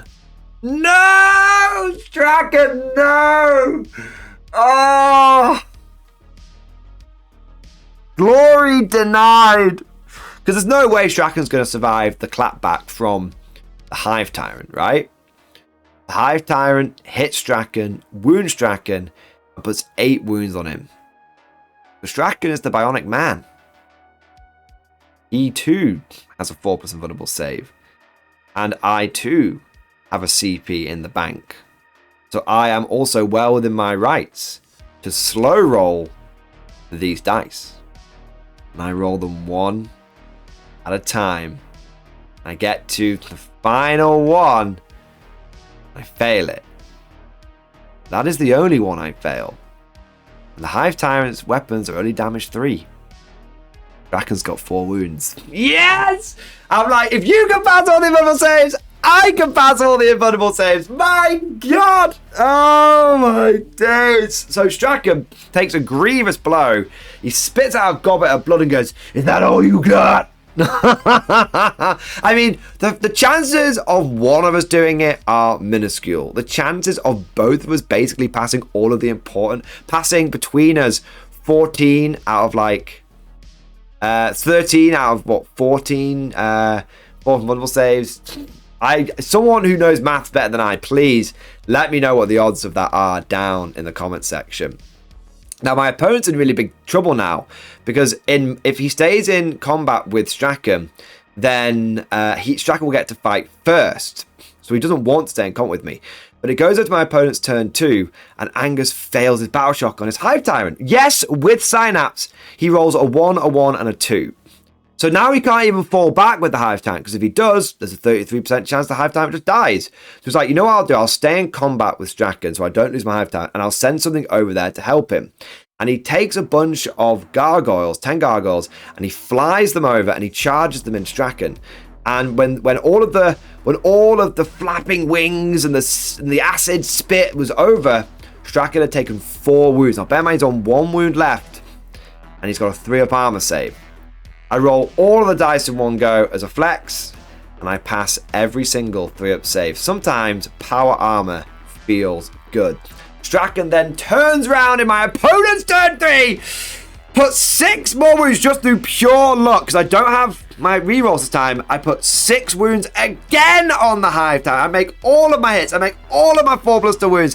The Hive Tyrant goes down. He can only play his trick once, and he fails 4 out of 6 invulnerable saves. Strachan will not be denied, and he plunges his bionic claw, his bionic arm, with the Devil's Claw in through the top of the Hive Tyrant's skull, pinning its jaws together, eviscerating its brain, wrenches it out, and the Hive Tyrant falls to the ground with a keening wail, and Strachan, panting, flicks the ichor off the end of his blade. Once again, spits, this time onto the corpse, and goes, "Do I have to do everything myself?" My opponent also loses the Norn Emissary on... Oh no, he doesn't lose the Norn Emissary in this turn, sorry. But that was the main bit of turn 3. I know I've sort of really focused on that bit there, but it was epic. It was an epic moment. And Strachan actually manages to bring the Hive Tyrant down and survive against all of the odds. Elsewhere in my opponent's turn, there wasn't actually a huge amount that was going on. I should have mentioned, by the way, turn 1, I killed the Biovore. I got first turn, I killed the Biovore, and my opponent was then really struggling for his secondaries. So that, in case you're wondering why I didn't mention that, that's basically what the Badgers did turn 1. But going on to the rest of my opponent's turn 3, apologies for jumping around, guys, just really got into that last moment. The Norn Emissary is alive. It batters some of the Scions that are in the south, but doesn't quite wipe them out. And that's really it. Finishes off the squad that was in combat with in the north. Even though they get strike first, they don't do anything to it. And that was really it for my opponent's turn 2. It comes over to guard turn 3. And we unleash Plasma Storm. My Scions in the south, and what's left of that sort of initial push between the Scions and the Command Squad and the Kazakim, fall back into the Chimera. And even though they've fallen back, because the Chimera is the one shooting their weapons, they can still shoot out of the top thanks to the firing deck rule. The Command Squad jumps out and melters the Norn Emissary in the face. And also I bring down a Giga Blob, and I get that Norn Emissary down to just a handful of wounds. I split my firepower because I go after a second wave of termagants that's coming in. I wipe the termagants out. I really badly injure the Norn Emissary, and then I charge in and I get it down to 1 wound. That 5 Feel No Pain doing really well. But my Power Fist dude, getting 3 Power Fist stacks with 4 rerolls because the enemy's on the objective, does actually manage to knock a few wounds off the Norn Emissary. And then in the north, I clear up. The Gargoyles go down, the Broodlord, went down, and the 1 wound Norn Emissary goes down. And after the end of my turn 3, there's just endless reinforcements pouring into there. And we get to the end of my final Gear Blob came down and went after, I think it was a Neurolictor that had moved into the center to start deploying teleport home. And so I was like, right, we'll have enough of that, not doing that again. And I just basically drop down and kill it. It's actually quite a tough model to kill because it's got all sorts of like stealth and stuff on it. But I am able to wipe out. It's a Giga Blob at the end of the day. It's going to get the job done. Although it doesn't have 4 rolls to hit because it's not. There's no objective in the center. But at the end of turn 3, just to refocus and to give you guys an idea of what the lay of the land looks like at the end of turn 3. My turn 3. The objective in the top left, the northern front, is now completely clear. Nothing there, and I've got that locked down with about 40 infantry and a couple of chimeras and a badly wounded Strachan. In the center, my opponent has basically, and sort of in the center of his home base, my opponent's got a unit of Zonothropes and a unit of Termagants left over, and an Exocrine. And then in the southern front, on the bottom left, there is 1 unit of Neurogants and 1 very badly injured Norn Emissary. The Neurogants come in and in my opponent's turn 3 come in and try and save the Norn Emissary, but they don't manage to do it. They're not any good. And so what happens is I get to then strike with my guys next after charges, and my Power Fist guy actually goes and manages to knock down the last wound off the Norn Emissary because I've got 4 rolls to hit. I get full hits and I manage to get 2 wounds through, and it just fails one of the wounds and fails one of its Feel No Pains and goes down. And that's really my opponent's turn 3. And so at the end of battle round 3, he's got no board control. Both of his pushes on both of the nomads on objectives have failed, and there's just Zonothropes and unit Termagants in his base and the Exocrine. And so there's just nothing there. Turn 3, turn 4, my opponent can't hold any objectives. He does try and push out to the center to try and get a bit more deploy teleport to Homer, but he basically loses most of his Zonothropes for his troubles. And that really is the end of the game. And so it's another, the guard just spend the last few turns just clearing up, moving forward, moving and getting those firing lines and clearing up. And so the final score ended up being 70 to the guard and 42 to the Tyranids, resulting in another good victory and also allowing our team to win that final round. Victory was assured. And lo, Game 5 comes to an end, and so does the tournament. And we had managed to go 3 victories and 2 losses on a personal level.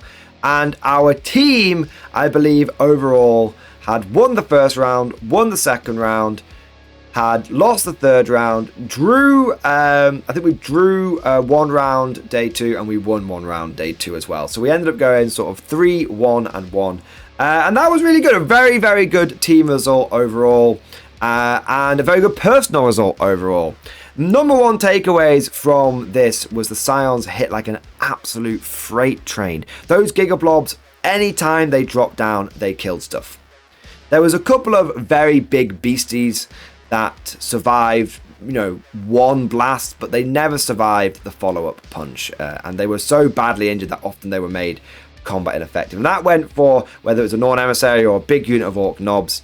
I think the firepower that the Sounds displayed was incredible, and the number one thing is being able to constantly recycle these units into reserve, and these units being super elite, and being able to do orders from Deep Strike was so good. Being able to get the volume plus the rerolls on the Scions, the Kazakin being able to double up on orders, having the command squad like jump out and be able to do an order in the movement, sort of in the movement phase, not just in the command phase, made a really big difference. Having that Master Vox as well. So I felt like my number one takeaway was the Scions did really, really well, although there were a couple of matchups that I didn't do very well in, so it's definitely got some bad matchups, and also my experience definitely let me down in a couple of areas as well. But they've got good firepower, they've got good maneuverability, they keep on hitting you, they keep on deep striking down, but they also really, really play well in a team game because of the fact that they're so maneuverable, because they can constantly keep popping up. You've always got opportunities to score some points. And I think a really good example of this was the fact that any time that I drew investigate signals, I got 8 points on it. Every single time it came up. It didn't come up every single game, but the games did come up. I always maxed out. And I don't think I've ever had an army before do so well on investigate. Normally, I get like 2 points on it. But yeah, it was a ton of fun, and the new orders just felt right. It felt like something that was wrong had just been fixed, and the army felt good, the Scions felt powerful, and it was a really, really fun and enjoyable tournament from start to finish. But of course, that was my experience. And all of this is just like my opinion, man. Let me know what you think down in the comment section below. Did you enjoy this after action report? Did you like the fact it was a bit more competitive? Whilst there was a theme, we definitely were going there to win. And what would you change about the list? If we could add in some proper anti-tank, some las cannons, where would you find them? And what would you drop to incorporate them? If you enjoyed today's video, then please smash that like button. And if you want to see more after action reports like this, then subscribe to never miss an episode. Would you like to know more? If so, then please consider becoming a channel member or patron. By supporting the channel, not only will you be doing your part, but you'll also be helping me create more content for your viewing pleasure and unlocking a whole host of perks. You get everything from a badge next to your name, custom emojis, but the big one is access to the Mordian Glory Discord server, an online community with almost 2,500 active members. It's always popping off in the MG Discord. We've got channels for army lists, hobbying, tactics, stories, and even a pretty spicy meme section as well. For all you greenhorns that wanted to see the Mordian glory hole, today is your lucky day.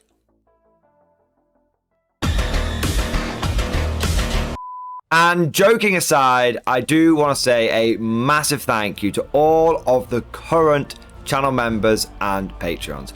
You guys are amazing, truly the lifeblood of the channel. I could not do Mordian Glory full-time without the incredible and generous support of my members, so thank you guys so much. And last but certainly not least, I want to say a personal thank you to all of my top tier Patreons. These are the War Masters, and they have truly gone above and beyond the call of duty. So a big shout out to Bon Vert, Mad Larkin, Marcus Roberts, Mark Panconi, RJ Scorpion, Swordfish Trombone, John Stubbs, Nick Walsh, Diesel Fox, and August Varney. Thank you guys so much. Your incredible generosity is a massive part of how I'm able to do Mordian Glory full time, and it is a big driving force behind the channel. But I hope you all enjoyed today's video. Thank you for watching, and of course, as always, I'll see you guys next time.